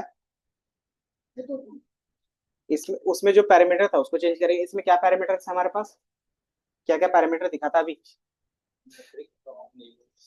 और और एक हमें एन की वैल्यू दिखी थी। सिंपल है ना, आप यहाँ पे देख के बता सकते हो कि हमारे पास कौन कौन से पैरामीटर जो हम उसको बार बार चेंज कर सकते हैं। एन की वैल्यू चेंज कर सकते हो, एल्गोरिदम चेंज कर सकते हो, देन लीव्स चेंज कर सकते हो, मैट्रिक्स मैट्रिक्स में से पी वैल्यू चेंज कर सकते हो, है ना। तो ये तीन चीज आप क्या कर सकते हो, चेंज कर सकते हो। और सीपीयू का स्पीड कम ज्यादा करना है तो भी कर सकते हैं। अब ये कॉम्बिनेशन हम क्या करेंगे, यहाँ पे बिठा के देखेंगे। एक बार तो हमने बिठा के देखा, आपने यहाँ पे क्या रखा है, 50 रखा है, तो उसकी एक्यूरेसी आ गई। यहाँ पे क्या रखना है, एक बार 4 रखना है, तो कैसे रखेंगे, तो इसको आप 4 कर दोगे और रन करोगे तो सेम आएगा। अब इसी चीज को क्या करना है कि मुझे नहीं पता चल रहा है कहाँ तक एक्यूरेसी सही आएगी, तो मैं क्या करूंगा, 1 to 100 के बीच में लगा सकते हैं। तो मैंने बोला कि जो के की वैल्यू है आप एक बार चेक कर लो, चेक द के वैल्यू फ्रॉम 1 to 50 कर लेते हैं। तो कैसे चेक करोगे, तो सिंपली मॉडल को लूप में के अंदर डाल दोगे, तो 1 से क्या होगा, 10 तक चला जाएगा। देन बार बार ये क्या करेगा, प्रिंट करके देगा। तो मैं इसकी एक्यूरेसी प्रिंट करवा लेता हूँ यहाँ पे। ठीक है, इससे क्या होगा कि के की वैल्यू कितनी है उसके बेस पे दिख रहा है। अगर आपने के की वैल्यू 1 रखा है तो एक्यूरेसी 1 आ रहा है, के की वैल्यू 2 रखा है तो 1 आ रहा है, 7 रखा है तो 90 आ रहा है, 96 आ रहा है। इसी तरीके से आपने हर एक वैल्यू का देख लिया, देख रहा है, 36 रख रहे हो। इस तरीके से क्या होगा, एक ही बार में सारा चीज मिल जाएगा। अब इसमें से जो बेस्ट के रहेगा उसको हम लोग चूज कर लेंगे। ठीक है, अब उसको कैसे चूज कर सकते हैं कि बेस्ट हमारा कौन सा होगा, जिसमें एक्यूरेसी सबसे ज्यादा होगा। तो हम क्या कर सकते हैं, मैक्स का लगा सकते हैं कि अगर ये वैल्यू बार बार क्या होगा, बड़ा होगा तो इसको रखते जाएंगे, और उसका जो इंडेक्स नंबर पे के होगा उसको भी रख लेंगे। तो उसके लिए दो वेरिएबल डिफाइन कर लेंगे, वो आगे भी हम लोग देखेंगे। बट आपको यहाँ पे पता चल रहा है, तो ये बेसिकली क्या हो रहा है, हाइपर पैरामीटर ट्रेनिंग ही हो रहा है। बट यहाँ पे हम क्या कर रहे हैं, मैनुअली कर रहे हैं लूप चला के। अब यही चीज हमारे पास क्या रहेगा कि आप सिर्फ क्या करो, डेटा डिफाइन करो, ऑटोमेटिकली क्या होगा वहाँ पे चेंज हो जाएगा। फॉर एग्जाम्पल यहाँ पे हम कॉमा लगा रहे हैं, इसमें हमारे पास एक और पैरामीटर था, कौन सा, leaf note, leaf size. Leaf size मैंने 20 रख दिया। अब आपको लीफ साइज भी चेंज करना है, तो कैसे करोगे, तो नेस्टेड लूप चला सकते हैं कि मुझे जो लीफ का साइज रखना है वो 10 से 20 के बीच में रखना है। तो एक बार 1 होगा के की वैल्यू, और 10 से 20 के बीच में ये जाएगा, फिर 2 होगा 10 से 20 के बीच में ये जाएगा। तो आप क्या कर सकते हो, इसी चीज को नेस्टेड में डाल सकते हो। अभी मैं मैनुअली सारा काम कर रहा हूँ। ठीक है, यही काम हम क्या करेंगे, सिंगल वन लाइन कोड से करेंगे। अब आप क्या करोगे, एक वैल्यू आएगा यहाँ से 4 जे इन रेंज, और इसको हम क्या कर दूंगा, 10 से 20 के बीच में चले जाते हैं, 10 से 20 के बीच में, ज्यादा नहीं लेंगे। और ये जो जे होगा वो यहाँ पे आ जाएगा। ठीक है, अंदर ये सारा क्या होगा, मॉडल खत्म होगा। अब आप इसको रन करोगे तो आपको दिखेगा, ठीक है ना। अगर पी में आपको रखना है तो यहाँ से रख सकते हैं। तो वाई क्या था, लीप साइज और leaf size equal to curly braces 22 को रन करो। ये दिख रहा है? तो कितना मॉडल हमारा बन रहा है? लीफ साइज आपने क्या रखा, के की वैल्यू 1 है, लीफ साइज 10 है, एक्यूरेसी कितना है 1। क्या है, के की वैल्यू कितनी है 1 है, लीफ साइज 11 है, तो ये क्या जाएगा 20 तक जाएगा, क्योंकि हमने क्या किया रेंज लगाया तो 90 तक जा रहा है। देन फिर क्या हो रहा है, ये 2 चेंज हो गया, देन फिर अगेन 10 से स्टार्ट, तो ये सारा चीज क्या होगा लूप के बेस पे जा रहा है। तो ये समझ में आया कि सिंपल हमने लूप चलाया और लूप के अंदर क्या किया, मॉडल को बार बार ट्रेन किया है। तो इसमें से हमारा कितना मॉडल बन गया होगा बताओ? इसमें अगर मैंने इसको रन किया तो इस समय कितना मॉडल बना टोटल?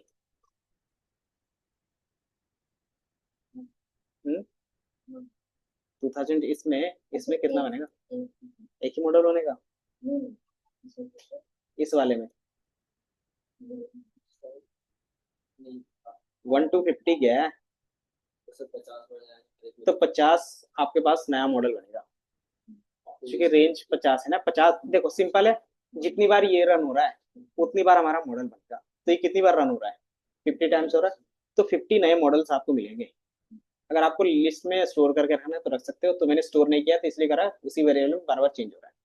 इसमें कितने मॉडल बन रहे होंगे? हम्म क्योंकि 50 ये बन रहा था और इधर 10, तो कितना बनेगा 200 मॉडल्स। अब उसमें से जो बेस्ट मॉडल रहेगा वो आप रख सकते हो।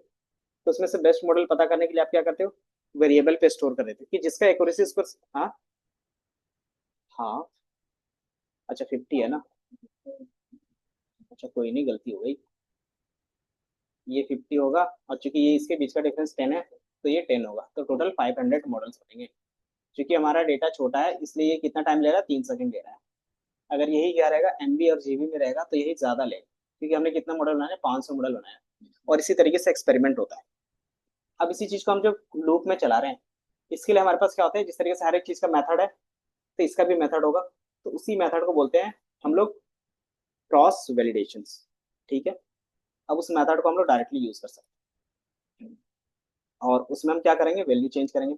और वैल्यू चेंज करें इसका मतलब क्या हो रहा है कि आप कुछ ना कुछ ट्यूनिंग कर रहे हैं, और वही हमारा क्या हो गया, हाइपर पैरामीटर ट्यूनिंग कहलाएगा। ठीक है, तो ये भी हमारा हाइपर पैरामीटर ट्यूनिंग का ही कॉन्सेप्ट में आ गया है। इसको मैं ऊपर ही लिखता हूँ, ऊपर जाएगा यहाँ पे। तो ये हमने जो किया है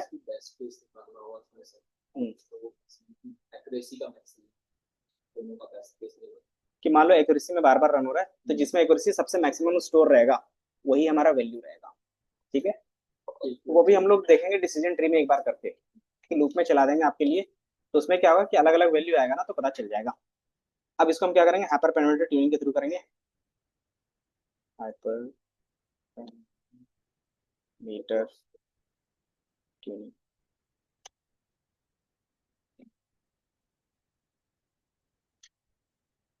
तो आपके पास इसमें दो तरीके का रहेगा।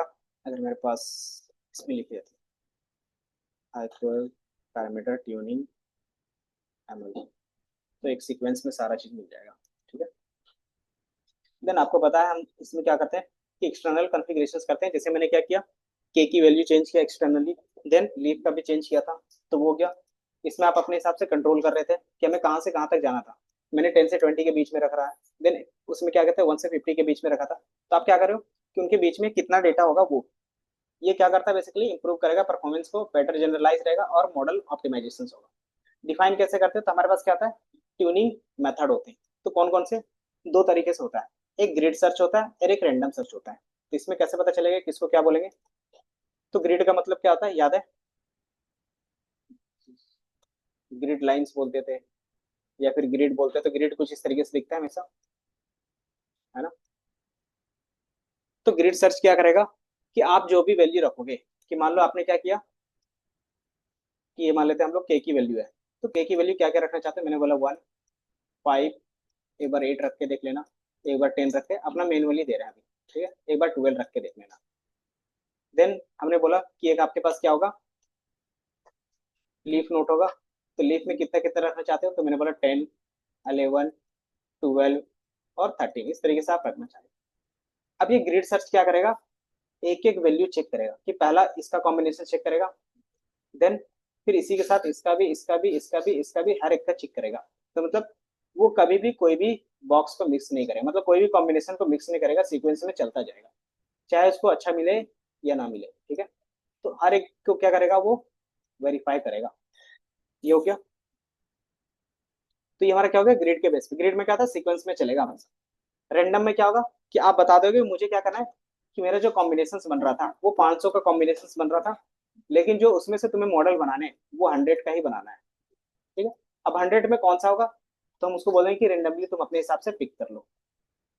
तो क्या करेगा, 100 टाइम्स चलेगा वो 100 टाइम चलेगा। तो कभी ये वाला रन करेगा, कभी ये वाला रन करेगा, कभी ये वाला रन करेगा, कभी ये रन वाला करेगा। तो दोनों के अपने एडवांटेज और डिसएडवांटेज। ग्रिड सर्च में क्या होगा कि हर एक कॉम्बिनेशन आप चेक कर सकते हो। डिसएडवांटेज क्या होगा, टाइम टेकिंग। रैंडम सर्च में क्या होगा कि टाइम कम लगेगा, बट ये हो सकता है कि आपको एक ही बार में बेस्ट केस मिल जाए, और हो सके 105 रन करेगा तो वहां पे भी नहीं मिल सकता है। तो इसके क्या है एडवांटेज और डिसएडवांटेज। तो सबसे ज्यादा कौन सा यूज होता होगा, नहीं, ग्रिड। क्योंकि हम क्या करते हैं ना, आप जो वहां पर रेंज लग रहे थे, हम अपने हिसाब से क्या करते हैं, एक रेंज रख सकते हैं। ऐसा नहीं कि हम लोग इंफिनिटी कहीं पे भी जा रहे हैं। तो हमने बोला कि यहाँ पे कितना है, इसमें 10 है और इसमें 5 है, तो कितना बनेगा, 10 × 5, 50 मॉडल बनेंगे। और इसी की क्या करेंगे, कॉम्बिनेशन चेक करेंगे। तो हम लोग क्या करें, मैनुअली ये वैल्यू लगाते हैं। तो कैसे पता चलेगा कि के की वैल्यू कहाँ से कहाँ तक होना चाहिए, तो उसी के लिए हमने क्या पढ़ा था, केनन पढ़ा था, है ना। केनन में क्या होगा कि ज्यादा लार्ज भी नहीं रखना है, दिख रहा है, ज्यादा स्मॉल रहेगा तो क्या होगा, और ज्यादा लार्ज होगा तो भी क्या होगा। तो उसके बीच में हम क्या करेंगे, बीच की वैल्यूज रखेंगे, है ना। तो बीच की वैल्यूज कहाँ से कहाँ के बीच में रखेंगे, तो मैं बोल दूंगा 3 से 20 के बीच में देख लो। तो उसमें क्या होगा, हमारा एक फिक्स रेंज हो गया। अब उसमें सारे कॉम्बिनेशन चेक कर लेंगे। तो ये क्या हो गया कि आप क्या करो, अपने हिसाब से सेट कर दे रहे हो। हाँ चला गया, ये रहा, ठीक है। देन इसके अलावा हमारे पास एक अदर मेथड होता है जो क्या होता है, एडवांस टेक्निक्स यूज करते हैं, उसको बोलते हैं बायसियन ऑप्टिमाइजेशन। बायसियन ऑप्टिमाइजेशन सेम तरीके से काम करेगा, एक्सप्लेन करेगा। तो इसका ज्यादातर यूज हम लोग करते हैं डीप लर्निंग में, क्योंकि वहां पे क्या होता है, कैलकुलेशन करके अच्छा खासा प्रोबेबिलिटी के बेस पे क्या करता है, आंसर करता है कि कौन सा होना चाहिए और किसके चांसेस ज्यादा है। तो वो कैलकुलेट करके दे देगा, और उसी के बेस पे क्या करेंगे, सिर्फ वही वाला रन करके देखेंगे, है ना। तो इससे क्या होगा, टाइम कम लगेगा। बट क्या हो सकता है कि जो एक्यूरेसी आ रहा होगा, जो भी प्रोबेबिलिटी आ रहा होगा, वो हो सकता है कम आए, ज्यादा है, या हो सकता है कि जो एक्यूरेसी आ रही है उसके बेस पे काम ना करे। बट क्या रहेगा कि हाँ, इन दोनों से बेटर ऑप्शन रहेगा कि आपको हर एक चीज चेक करने की जरूरत नहीं है। जिसकी प्रोबेबिलिटी सबसे ज्यादा है कि इसके बेस पे मॉडल हमारा अच्छा आ सकता है, हम उसको चेक करेंगे, है ना। इसको बोल सकते हैं एक तरीके का एजम्पशंस, कि आपने एक प्रोबेबिलिटी निकाला, प्रोबेबिलिटी के बेस पे कौन सा बेस्ट हो सकता है वो आपने चेक किया। हो सकता है कि वो मॉडल परफेक्ट आ गया तो ठीक है, नहीं आया तो फिर क्या करोगे, दोबारा चेक करवाओगे, कि फिर से प्रोबेबिलिटी निकालेंगे किसी और सफल करके डेटा। तो वो चीज हम लोग कर सकते हैं। अब इसको डिफाइन कैसे कर सकते हो, तो सिंपली जिस तरीके से हमने अभी यहाँ पे किस तरीके से डिफाइन किया, बता सकते हो। यहाँ पे हमने किस तरीके से डिफाइन किया है, लिस्ट की तरह डिफाइन किया ना, तो इसी तरीके से वहां पे डिफाइन करना रहता है, ठीक है। तो मैं दोनों में से दोनों यूज कर लेता हूँ, फिर देखेंगे नेक्स्ट क्लास में। तो एक ग्रिड सर्च होता है, और एक होता है हमारे पास रैंडम सर्च सीवी, ठीक है। सीवी क्यों बोलते हैं, क्रॉस वैलिडेशन इसके साथ लगता है। क्रॉस वैलिडेशन का मतलब क्या होगा, फिर यहाँ पे इसको भी बता ही देते हैं। क्रॉस वैलिडेशन का मतलब होता है कि डेटा सफल करना, कि आपने इतना मॉडल बनाया है, तो क्या करोगे, उस मॉडल को बार बार सफल करोगे। तो कितनी बार सफल करेंगे उतनी बार क्या बनेगा, नया मॉडल बनेगा, ठीक है। Cross validation performance of the matrix, किधर गया, क्योंकि दिखा, ये है, ये दिख रहा है कि ये सिंपली क्या करेगा, सेम डेटा को अलग अलग मल्टीपल सबसेट्स में डिवाइड करके, या फिर क्या करेगा, सफल करके आपको बार बार रिटर्न करेगा, और उसके बेस पे क्या बनेगा, नया नया मॉडल बनेगा। तो जितना मैंने मान लिया कि आपने बोला कि मेरे पास 3 पैरामीटर होंगे, मतलब 3 वैल्यूज के होंगे, 3, 5 और 8, और हमारे पास क्या होगा, लीफ के बेस पे होगा 10 और 20। तो कितने मॉडल बनेंगे इसके बेस पे, कॉम्बिनेशन के बेस पे, इन दोनों के कॉम्बिनेशन के बेस पे कितना बनेगा, 3:2, 6 मॉडल बनेंगे। अब मैंने बोला कि यही जो मॉडल बनेंगे, उसको क्या करना है कि हर एक बार में 2 टाइम्स डेटा सफल करके बनाना है। तो सीवी की वैल्यू 2 हो जाएगी। तो ये क्या करेगा, एक बार डेटा सफल करेगा, देन इसको रन करेगा और इसको रन करेगा, फिर दोबारा डेटा सफल करेगा, फिर इसी चीज को क्या करेगा, दोबारा रन करेगा। तो अब कितने मॉडल बन जाएंगे, 12। तो क्रॉस वैलिडेशन सिर्फ डेटा सफल और डेटा को सबसेट में डिवाइड करके क्या करता है, मॉडल ट्रेन करता है। ठीक है, अभी मॉडल क्या होगा, इसी वैल्यूज में ही होगा बार बार। तो वो चीज इसमें क्या होता है, बाय डिफॉल्ट आप रख सकते हैं। अब इसमें मैंने चीज ये सारा चीज डिफाइन कर दिया। अब क्या करेंगे कि आपको के की वैल्यू क्या रखनी है, तो वो डिफाइन कर दोगे। तो मैंने एक लिस्ट में रख दिया कि 3, 5, 7 और 8 एक ले लेना। एंड देन मैंने क्या बोला, लीव, लीव आप क्या क्या रख सकते हो। तो मैंने बोला 10, 20 और 15, ये बना दिया। ठीक है, अब इसको क्या करेंगे, मॉडल स्टार्ट करेंगे। तो इसके लिए हम क्या करते हैं, कौन सा, नहीं ये यहाँ पे कुछ भी रख सकते हो। वहां पे की वैल्यू पेयर्स पे रख लेंगे। की में क्या होगा कि जो एक्चुअल पैरामीटर्स का नेम होगा, अगर मैं दिखा दूं यहाँ पे, जैसे यहाँ पे क्या लिखा है, हमने के लिखा है ना, यहाँ पे क्या लिखा हुआ है, एन नाइबर्स। तो एन नाइबर इक्वल टू आपको के रखना पड़ेगा। ठीक है, तो कैसे रखोगे, तो एक से ज्यादा चीजें तो हम की वैल्यू पेयर में रख सकते हैं, तो वही चीज हम लोग रखेंगे यहाँ पे। तो अगर यहाँ पे कोड में ग्रेड सर्च सीवी और कैनन प्लस, उनके कोड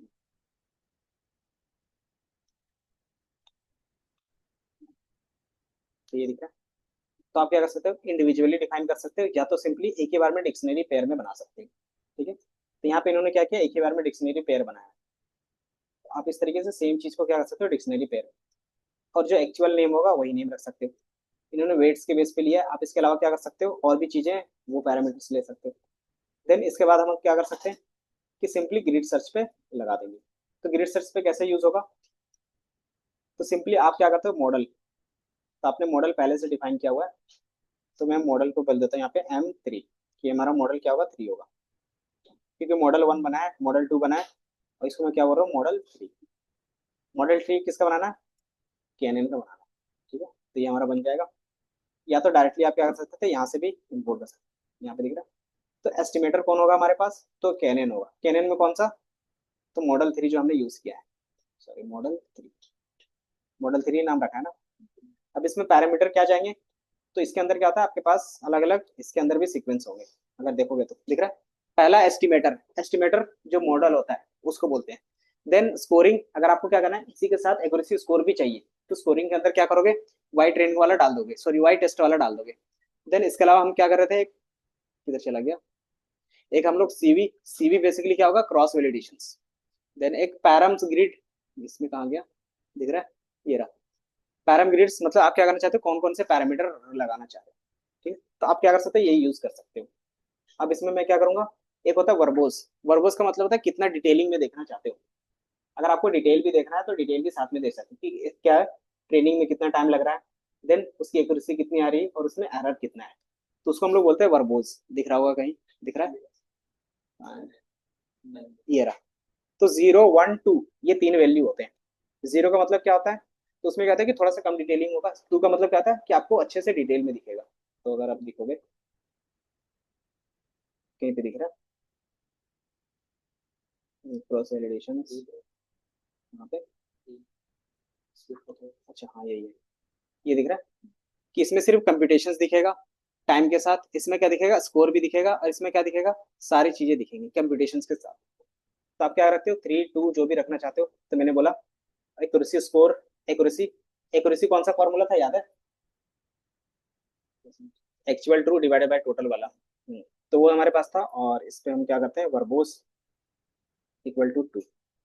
ये हमारा क्या होगा, ग्रिड सर्च कंप्लीट हो गया। अब इसको क्या करते हो, ट्रेन, ट्रेन कैसे करते थे, जो भी नाम रखा है dot with extend Y train, जैसे आप इसको रन करोगे तो आपको सब चीज दिखेगा, दिख रहा है, क्योंकि ज्यादा टाइम नहीं लगा। दिख रहा है कि आपने क्रॉस वैलिडेशन लगाया है कितना, तो 5 का, दिख रहा है। अब क्या करेगा, ये रन करेगा 2। इसको मैं डिटेलिंग थोड़ा सा और देख लेता हूँ, ये दिख रहा है, थोड़ा सा और डिटेलिंग में आ गया। अब यहाँ पे आप देख सकते हो, दिख रहा है, मतलब डेटा सफल हुआ, फर्स्ट टाइम में रन हुआ। तो ये क्या है, 1/5 का मतलब ये फर्स्ट टाइम सफल हुआ है। एन की वैल्यू कितनी रखी है, 3 रखी है। वेट जो हमने यूनिफॉर्म है, यूनिट के बेस पे स्कोर कितना आया, 0.98 स्कोर आया, और इसका टाइम कितना हो गया, तो 1 भी सेकंड, मतलब मिली सेकंड में हो गया काम। दूसरा क्या हो गया, फिर से डेटा सफल किया, second time same combination use किया, एक्यूरेसी कितनी आ रही है, 1 आ रही है। देन तीसरे साल में क्या क्या डेटा सफल किया, देन उसमें क्या क्या सेम चीज यूज कर रहा है, और क्या रही है, एक्यूरेसी अलग आ रही है। देन 5 टाइम में क्या रहेगा, देन सेम चीज होगा, देन एक्यूरेसी अलग आ रही है। तो ये क्या कर रहा है, 1 से 5, फिर अगेन 1 से 5 स्टार्ट होगा। अब यहाँ से 1 से 5 स्टार्ट होगा, अब यहाँ पे क्या होगा, चेंज होगा। तो कौन सा चेंज होगा, तब देखो पहले यूनिफॉर्म के बेस पे सारा चेक कर लिया, अब क्या करेगा, डिस्टेंस के बेस पे चेक करेगा। इसी तरीके से पूरा कॉम्बिनेशन चेक होगा। ठीक है, ये समझ में आया। तो हमने सिर्फ क्या किया, एक लाइन के कोड में किया, यही चीज आप लूप के बेस पे कर रहे थे ऊपर। ठीक है, तो यही चीज क्या कर रहा है आपके लिए डिटेलिंग में यहाँ पे दिख रहा है। तो ये हमारा क्या होता है, हाइपर पैरामीटर ट्यूनिंग। ये यहाँ से ओपन हो गया, ये समझ में आया।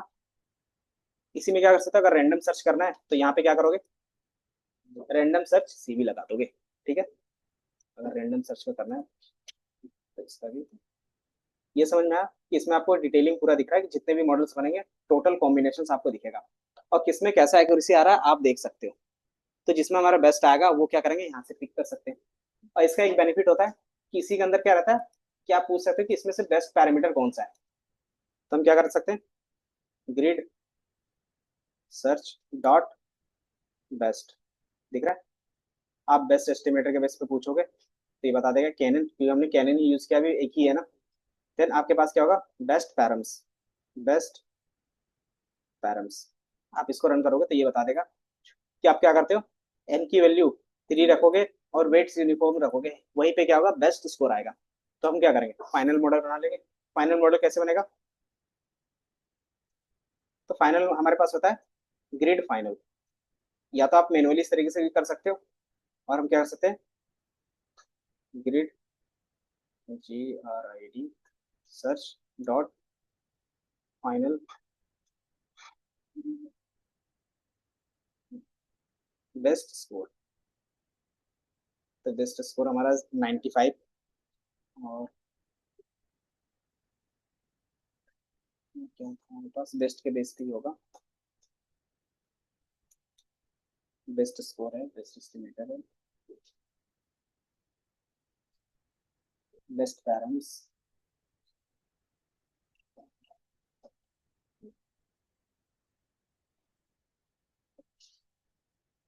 तो बेस्ट पैरामीटर, बेस्ट स्कोर, यही सब मिल रहा है। बेस्ट मॉडल देख रहा है, तो बेस्ट मॉडल ही हमें मिलेगा। अब बेस्ट मॉडल में क्या है, तो आप यहाँ से क्लिक करोगे तो आपको दिख जाएगा, देख रहा है कि एन की वैल्यू उन्होंने कितना लिया, 3 लिया हुआ है, और एक और चीज जो लिया था वो नहीं दिख रहा है। तो वेट्स बाय डिफॉल्ट नहीं दिख रहा, बट क्या है कि बेस्ट मॉडल हम लोग इसी तरीके से देखते हैं। यही हमारा क्या क्या फाइनल मॉडल हो गया, इसी क्या बोलते हैं, मॉडल 5। और यही हमारा क्या हो गया, मॉडल 5 बन गया। अब इसी के बेस पे 4 प्रिडिक्शन कर सकते हो।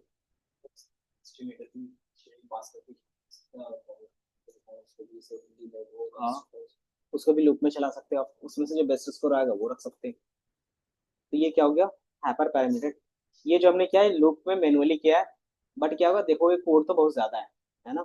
अब इसी चीज को मैंने क्या किया, सिर्फ पैरामीटर डिफाइन किया है और एक लाइन वाले कोड में लिख दिया, और मॉडल फिट। तो ये आपका क्या रहेगा, हाइपर पैरामीटर ट्यूनिंग का कॉन्सेप्ट रहेगा। हाइपर पैरामीटर ट्यूनिंग में ग्रिड सर्च और रैंडम सर्च यूज होता है, और एक हमारे पास क्या था, बायसियन था, वो हम लोग आगे देखेंगे। देन उसमें क्या होता है कि जो आप मॉडल यूज कर रहे हो उसी के पैरामीटर्स यूज करोगे, बस इतना रहता है। अगर मान लो आप क्या कर रहे हो, कैनन यूज कर रहे हो, तो कैनन में क्या होता है, एन नाइबर्स होता है। अगर आप क्या कर रहे हो, लॉजिस्टिक यूज कर रहे हो, तो लॉजिस्टिक में क्या होता है, पेनल्टी होता है, जो इसमें नहीं होता है। तो क्या है, वो याद रखना पड़ता है कि कौन से मॉडल में कौन सा पैरामीटर्स होता है। नहीं, इसमें भी, इसमें सिंपली क्या है, ये किसका हम लोग पैरामीटर्स यूज कर रहे हैं, बता सकते हो, कैनन का है ना। अगर आप क्या करोगे कि लॉजिस्टिक रिलेशंस यूज कर रहे हो, तो वहां पे पैरामीटर्स में किसका जाएगा, लॉजिस्टिक रिलेशंस वाले का जाएगा। तो वो हम लोग देखेंगे। ठीक है, तो आज का क्लास इसमें ही रहेगा। तो एक मॉडल कैसे ट्यूनिंग कर रहे हैं वो हम लोगों ने देखा। अब इसके बेस